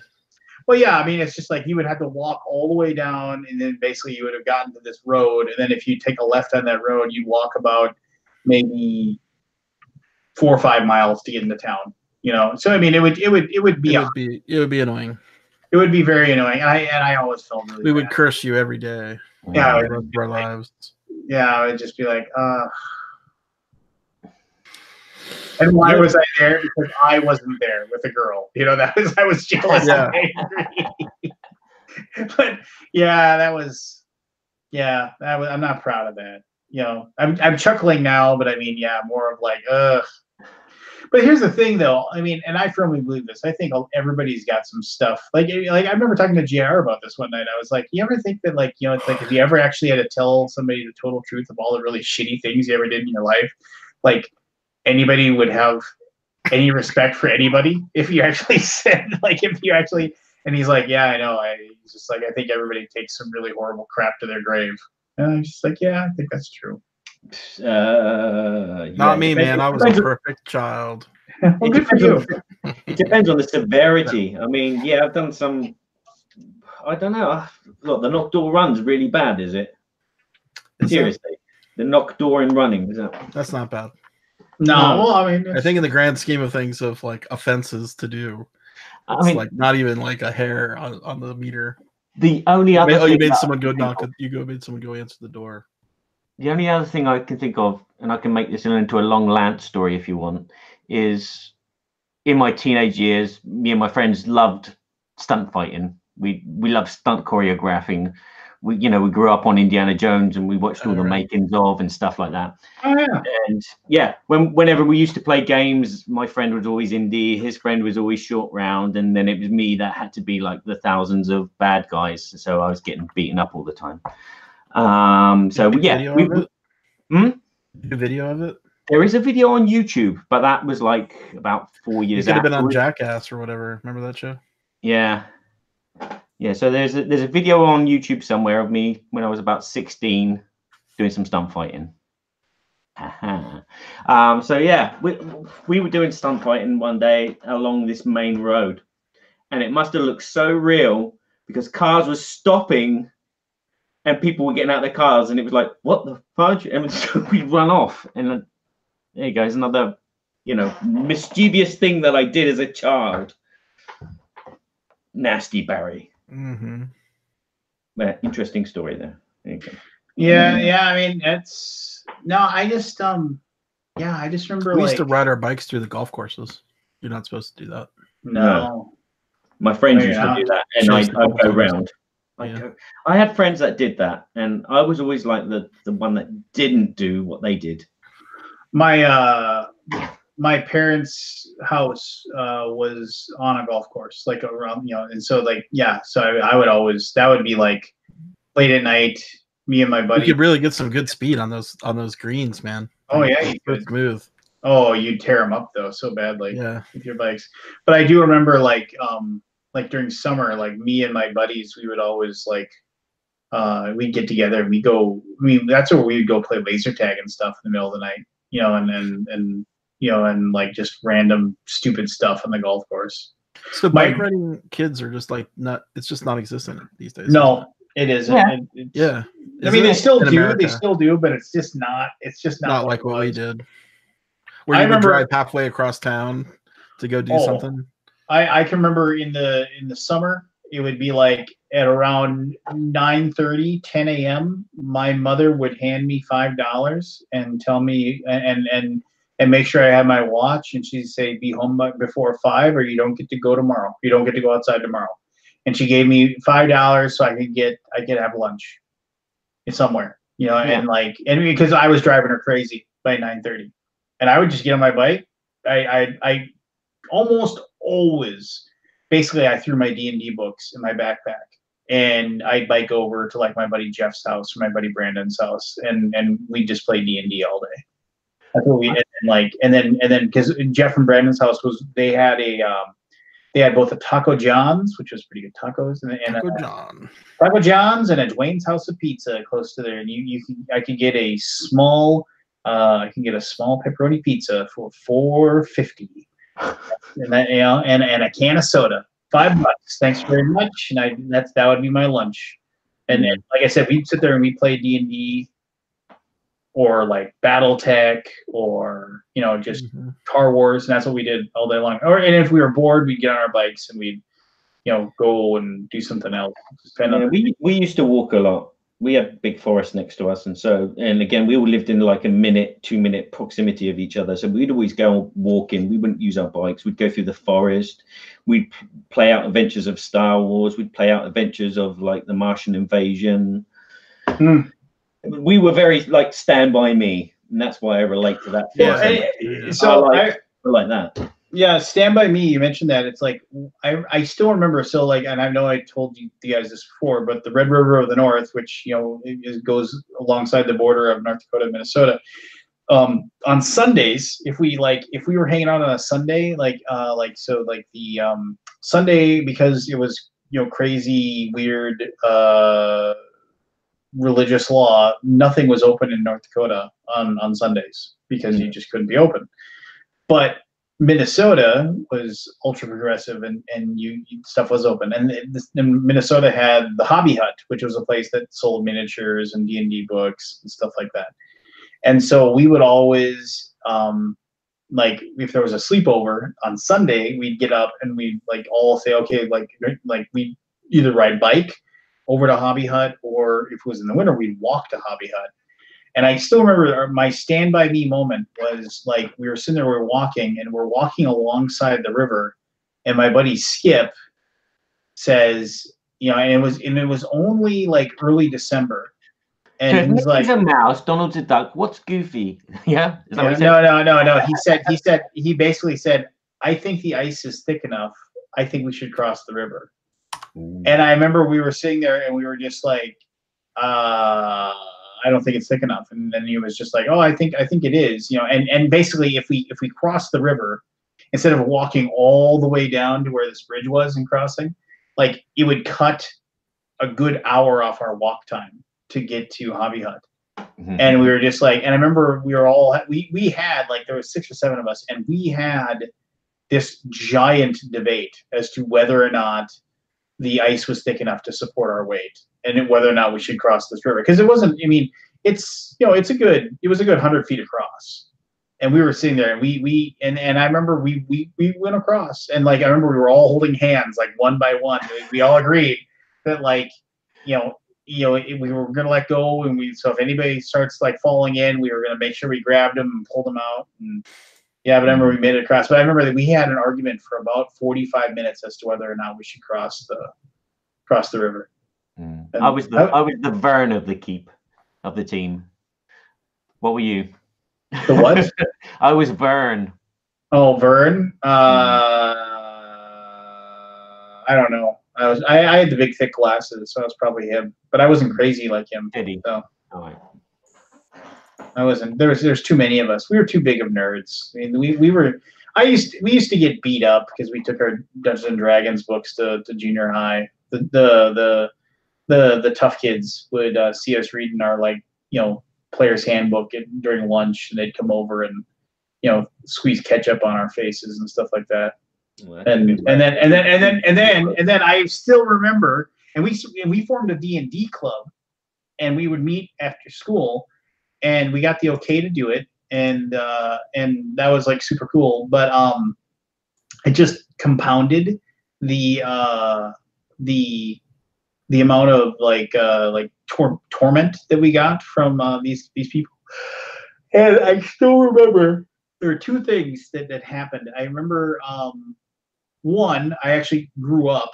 So I was always kind of scrawny or whatever, but in 7th grade, the hormones kicked in, and I grew up, and then I was bigger than some of them. So they no longer tormented me because they were worried that, and rightfully so, because I outweighed them and I was bigger than them. So that was better. But the other thing was, I still remember one day, when gym class, and Mike Andel, for if there's any justice in the world, he's serving time somewhere, and Tim Bush slammed the locker, my gym locker, shut on my hand, and it was I thought he broke it. I mean, it was and then he held it there, and he kept grinding it in there while while one of them like gave me the it was yanking on my underwear and pulling it up. And then I finally got my hand out, and then I was crying because it freaking hurt. There was a cut on my hand. I went to Mr. Robotny, the gym teacher, and I said what they did, and he said, "Well, you know what? Don't be such a pussy, and then they won't mess with you anymore." And once again, if that happened today, yeah. it's just like it's such a different world. I mean, I don't know. I mean, that was one of those crazy things. Mr. Robotny, I haven't thought about him in ages. I can't even really blame him. He was a product of his generation, right? I mean, that was just like he probably looked at me and saw me as just being this weak kid, and he thought that if he gave me some tough love, I would end up better. So I don't know. But what a weird world, right? Yeah. Just England in the 80s was like America in the 50s, as you're probably walking away with my interpretation of Stand By Me in my life. Oh, I remember when I told my older brother about it. He said, next time you see him, and I didn't do this, he said, next time you see either of those, you walk up and you punch him right in the goddamn mouth. Just walk right up to him and punch him right in the mouth. And I was like, they'll kick my ass. And he's like, yeah, but they aren't gonna. He's like, they're not think about it. They'll think about it. Next time they'll be like, next time I see him, he's gonna walk up and punch me in the mouth again. That's what my older brother said. I never did it, and he's probably right. Maybe I should, but then I don't know. It's just, but yeah. Yeah, I had some bullies do that to me. One tall guy was using me as karate practice. He was showing off all his karate moves that he'd learned, and he was just picking on me one break time. And he was doing all these kicks near to my head, look at this, and he was scaring me. And then one kick came really close to my body, and so I grabbed it, and I had him at my control. I had his leg. He had nothing he could do. He was just hopping around. His friends were behind him, and they didn't do anything. No, they didn't do anything. I don't know if they were laughing at me or laughing at him, but I had control for a minute, and I never saw the guy again. He never came up to me again after that. Oh, there you go. Turned his leg over, and he would have to flip like a Karate Kid kind of thing. Yeah, it would have been cool, but I was not that intelligent. I caught the leg, and I didn't know what to do. You're like, what am I going to do? What am I going to do? I'll just hold it for a bit, and I was just like watching him hop around, and he was like, let go, please, let go. And I'm like, yeah, my conscience is getting the better of me. I'll let it go. There you go. And that was it. Well, all right, guys. Yeah, I suppose I'm heading out. Late. Yeah, I got the kids to look at. Aldi was gonna tell about all the stories that he did when he tormented people, and he was the bully. No, it was more the vice versa. No, I never bullied anybody. Yeah, I'm sure you did. I don't think there's many people in our world that did that. I went to school in the middle of the ghetto. I tried to just make sure I didn't get beat up when I was trying to get home every day or get sucked into the drug dealer world. I remember one day we took a wrong turn coming out of school and went down the wrong alley, and we were in the midst of the ghetto, like just the drug dealing. Like these guys come up to the car and they're like, "Hey, you gotta buy some crack? You want to buy some crack?" Like, no. We turned around as fast as we could and got the hell out of there. Man. So one last story, because I saw that Kooky Kid mentioned. No, this is very quick. So she said she had her own phone line growing up. So like in my parents' house, my parents had a line, and then my brother, my sister, and we all had our phone line too, right? And I still remember the phone numbers for them. But I remember in the phone book, it said like, my parents, Luana and Tony Vetter or whatever, and then underneath it said kids line, and it had our number underneath it.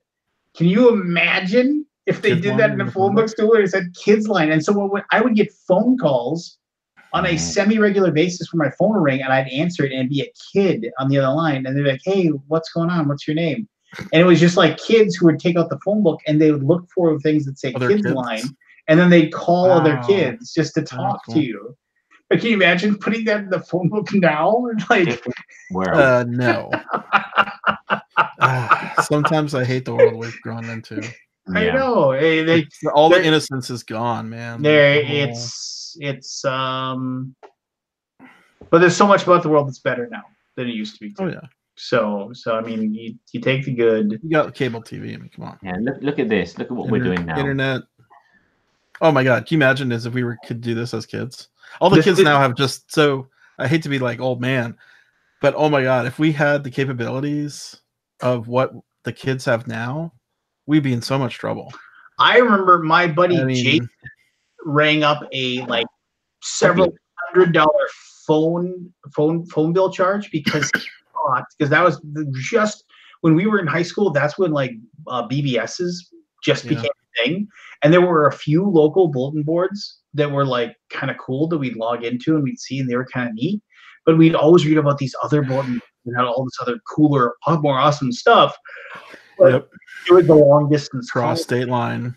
Oh yeah, and so we were always just like, oh, you know, and I'd beg my mom, and she'd always say no because you know, like long distance was expensive. I know, it's so expensive back then. It was so expensive, and so, but I remember my buddy Jason, because our area code was 701, and he saw this area code that was 702, and he just assumed, oh well, that's got to be close by. Right next door. But it was Las Vegas. And so he was like logging into all these BBSs in Las Vegas, and then like his dad got the phone bill. It was like $900, you know, like $900. I got into trouble with a big phone bill once, thinking I was being clever. Yeah, and I remember just sitting there, just like, you know, it's like, I remember coming home and and getting the attitude of like, get in here now. Oh, like I think I was using Sprint, and the bill never came. And so I think I was getting away with something, but the bill was delayed several months. So, and that's, you could dial basically like 011 or 11, like some kind of prefix code that you could call before you dialed, and it would put you on Sprint, right? Because you could choose which long distance when it was like, you know, otherwise you just were doing AT&T long distance. So, yeah, I got this Sprint code once, and I'm like, wait, I can call people using this code, but not knowing it was a bill coming. And so 3 months racked up. Oof. Several $100 worth of bills. Do you remember maybe the last time your parents ever tried to bust out parent voice on you? Like how old you were? My mum does it all the time. I think my wedding. Your wedding? Yeah. The wedding? I mean, I'm not talking like they're disappointed in you or they're kind of annoyed with you because you didn't call. I'm talking like something happens and they try to bust out like the same voice they used on you when you were like 10 and you lied about brushing your teeth. Yeah.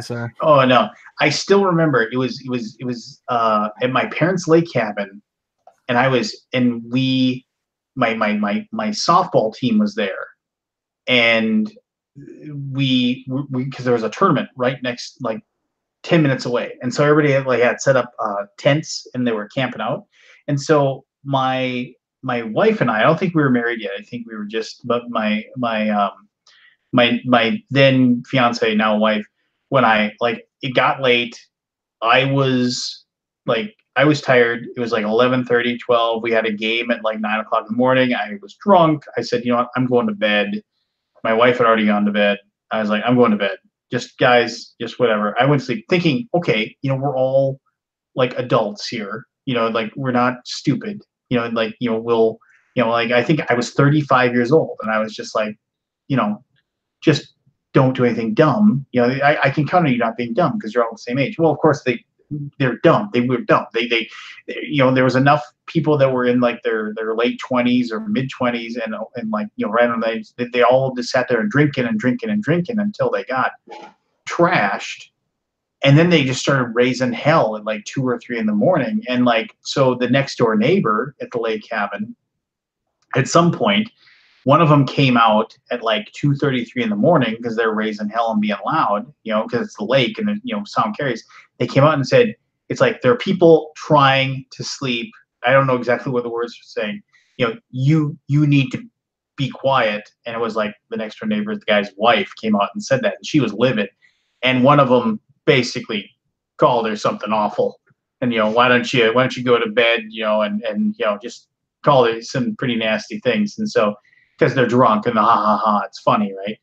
So cut to the next morning, they come over, blast my mom, you know, for what's going on, and I'm sitting there and I'm like sleeping, and my mom tried to bust out like, let's get out of bed right now. I was like, what's going on? You know, I was just like 35 years old, and I get up and I'm like, what's going on? And they tell me the story, and I'm like, I was asleep. I wasn't awake, because they assumed I was part of it, and I was like, I had no idea what happened. But I remember they told me I had to go next door and apologize. And I was like, that's fine. Well, we're all adults. And I went over there. And then my next door neighbor, because they knew me when I was like, 8 years old, they tried to like, be all parenty and adulty to me. And I was just like, hey, I understand some things happened last night. I apologize. I'm going to get everybody out of here today. And, we're going to go to a campground, and you won't be bothered, thinking that was enough. And then, no, they wanted to have their, they paid their $5 fee. They wanted to like rake me over the coals. And I remember I let them get through about 30 seconds of it. And I was like, look, at this point, I said, I'm hungover. I've already said we're going to collect all our stuff. You don't have to deal with this anymore. I'm going to leave now. I'm not going to sit here and listen to you chastise me. And I was just like, I don't understand that. I mean, it's like, I don't know. But that was the last time. That was the last time I ever got the did you eat your vegetables voice from my parents. What? A stern talking to? A stern talking to, yeah. Now I just get that I'm really disappointed every once in a while. I'm just like, well, sorry. Just like, I got a life too. But God, that was, holy crap, that was like 12 years ago. Mm. God, I'm old. Mm. I'm so old. Yeah. I try not to do the stern talk, but it just comes out so naturally. Oh, your parents trained you today. Mm. Why? What happened? Dirk Nowitzki retired after 21 years. And yeah. Well, I don't know if he's actually retiring, but this was his last game at the Mavericks today. Yeah. He's yesterday. He's retiring. Yeah. But he's only like 39 or something. So it's like, but because I remember when I moved here, they had just recruited him from Germany, drafted him or whatever. Well, and that's another thing now today he's retired. It's 21 years. Yeah, and that's the thing about sports though, is that like I can remember following, because I'm a big baseball fan. My daughter even asked, why do you listen to baseball on the radio? I was like, because it's relaxing. It's awesome. That's why. I was trying to explain it to her. And I was like, but I mean, one of the things was like, I can remember being like 13, 14, 15 years old and following all the stats of all these baseball players and things like that. And like, oh, okay, this guy, and Frank Tanana. Okay. Yeah. And then I remember, oh yeah, totally. I'd be like writing down stats. I would be reading the USA Today to read the box scores and stuff like that. And I remember, I distinctly remember the day that like, I realized that I was finally cheering for players that were younger than me. I was just like, oh, it was such a weird feeling. It was like, yeah. Growing up in sports, you're always like, oh my God, those guys are so old and so like. Yeah, and then all of a sudden now they're younger than you. Right? Oh yeah, they're all younger than you, dude. Oh yeah, well no, 18 to 30. That's their age. Spring training. Is that the same sensation as porn stars as well? There was a time when they were all older than you, and now they're all younger. Oh dear. Oh, Barry. Should we call it a night? Yeah, let's call it. That's a good way. We'll end on that note. All right. Well, all right. Good night, Dirk Nowitzki. Yeah, good night, Dirk Nowitzki. You had a heck of a career, and he had that weird ending where he kind of got catfished by that lady. Go read about that. Like 3-4 years ago, he had like this weird. I remember that. Yeah. There was a big hubbub about that for sure. Yeah, it was just like this weird girl had him like all spun up and like weird. But no, we don't remember that though. It's all good stuff. Just remember the good times. It was Dirk Nowitzki and Steve Nash. Steve Nash, that was right. And then and then you had that big stiff as the center. Donaldson, was that his name? Donaldson. Doesn't ring a bell. I'm not like what I would call a super fan of the Mavericks, but I watched them.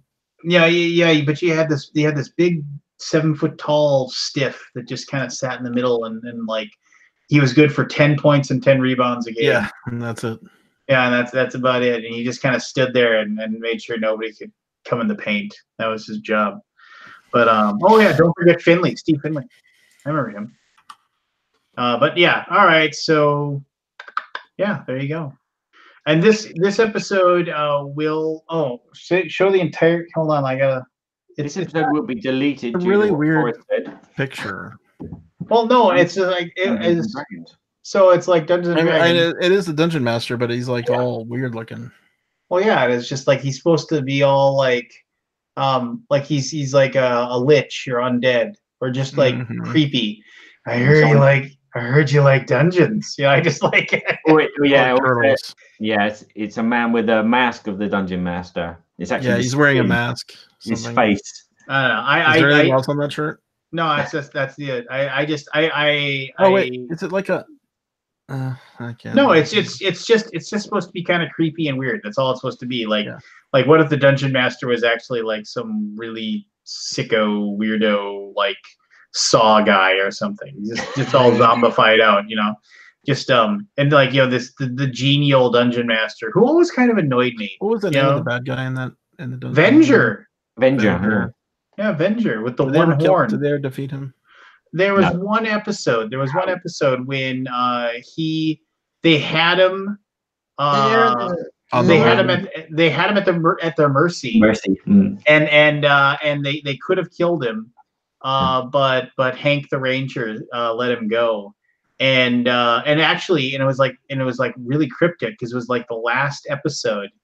And then Dungeon Master showed up and he actually called Venger his son. And he's like, "Arise, my son. Yeah, I remember that. It is time for us to leave." You know, and so they, and you got this like there was a backstory there that they never actually delved into. You can get all of them on Blu-ray for like $10. For like $10, and I got them, and my daughter and I. But is it worth watching? Do they hold up at all? No. Oh yeah, and there was that the Uni. Who if she really she tried really hard and she could teleport. She could teleport if she tried really, really hard. It was not the D&D cartoon we deserved. The thing about that is that Johnny Most of Donnie Most, sorry, not Johnny, Donnie Most of Happy Days fame did the voice of Eric the Cavalier. And he was actually the smartest one of all of them. He was always like, guys, this is stupid. We shouldn't go there. And they were all like, no, we're gonna go. Moral compass. Yeah, and then the Ranger kind of like he was like the shortcut. Let's take the shortcut way, and like never really. Yeah, and there was always like Bobby the Barbarian would always like, oh, I'm gonna smash the ground with my club and make the bullywugs fall over. And he was always like super brave, and they always had to. I mean, it was like kind of like that Scrappy Doo thing where you just wanted like, oh, let's get him, and then like have him get like stabbed in the eye by a spear, and then he's dead. And they're like, yeah, okay, well, you finally learned your lesson, like because he was really annoying.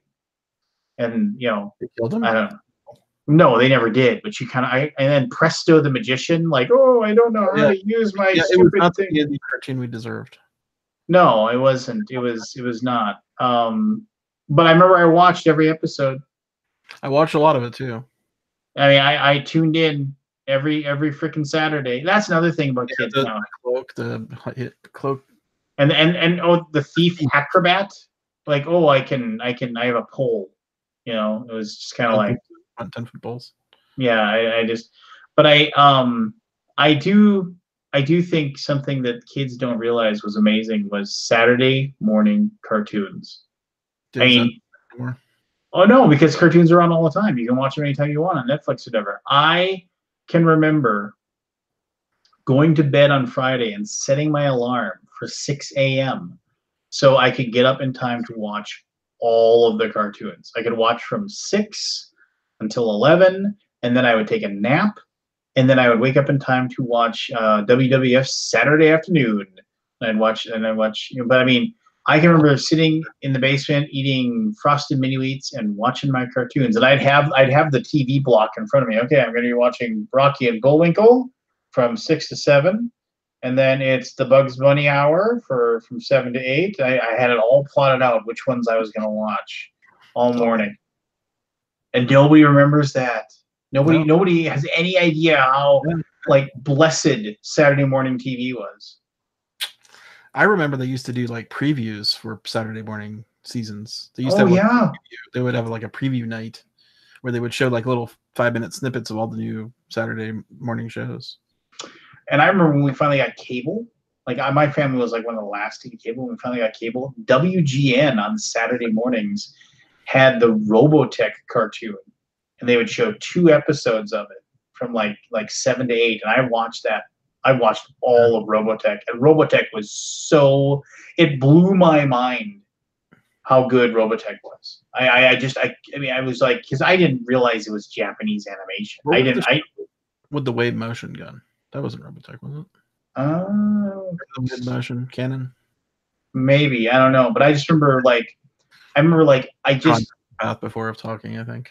Yeah, but Robotech was like it was like nothing I had seen. Like it was just like beyond the beyond, like crazy. And like the fact that they actually told a story that like you had to come back and watch the next episode and continuing, right? Yeah, it wasn't just a standalone type of thing. All right, man. Well, all right. Robotech. Yeah, we got away from Barry's unfortunate talk about his stuff. Yeah. So then we can end in Robotech. Yep. Good. All right. Good night. Talk to you, man. Talk to you online.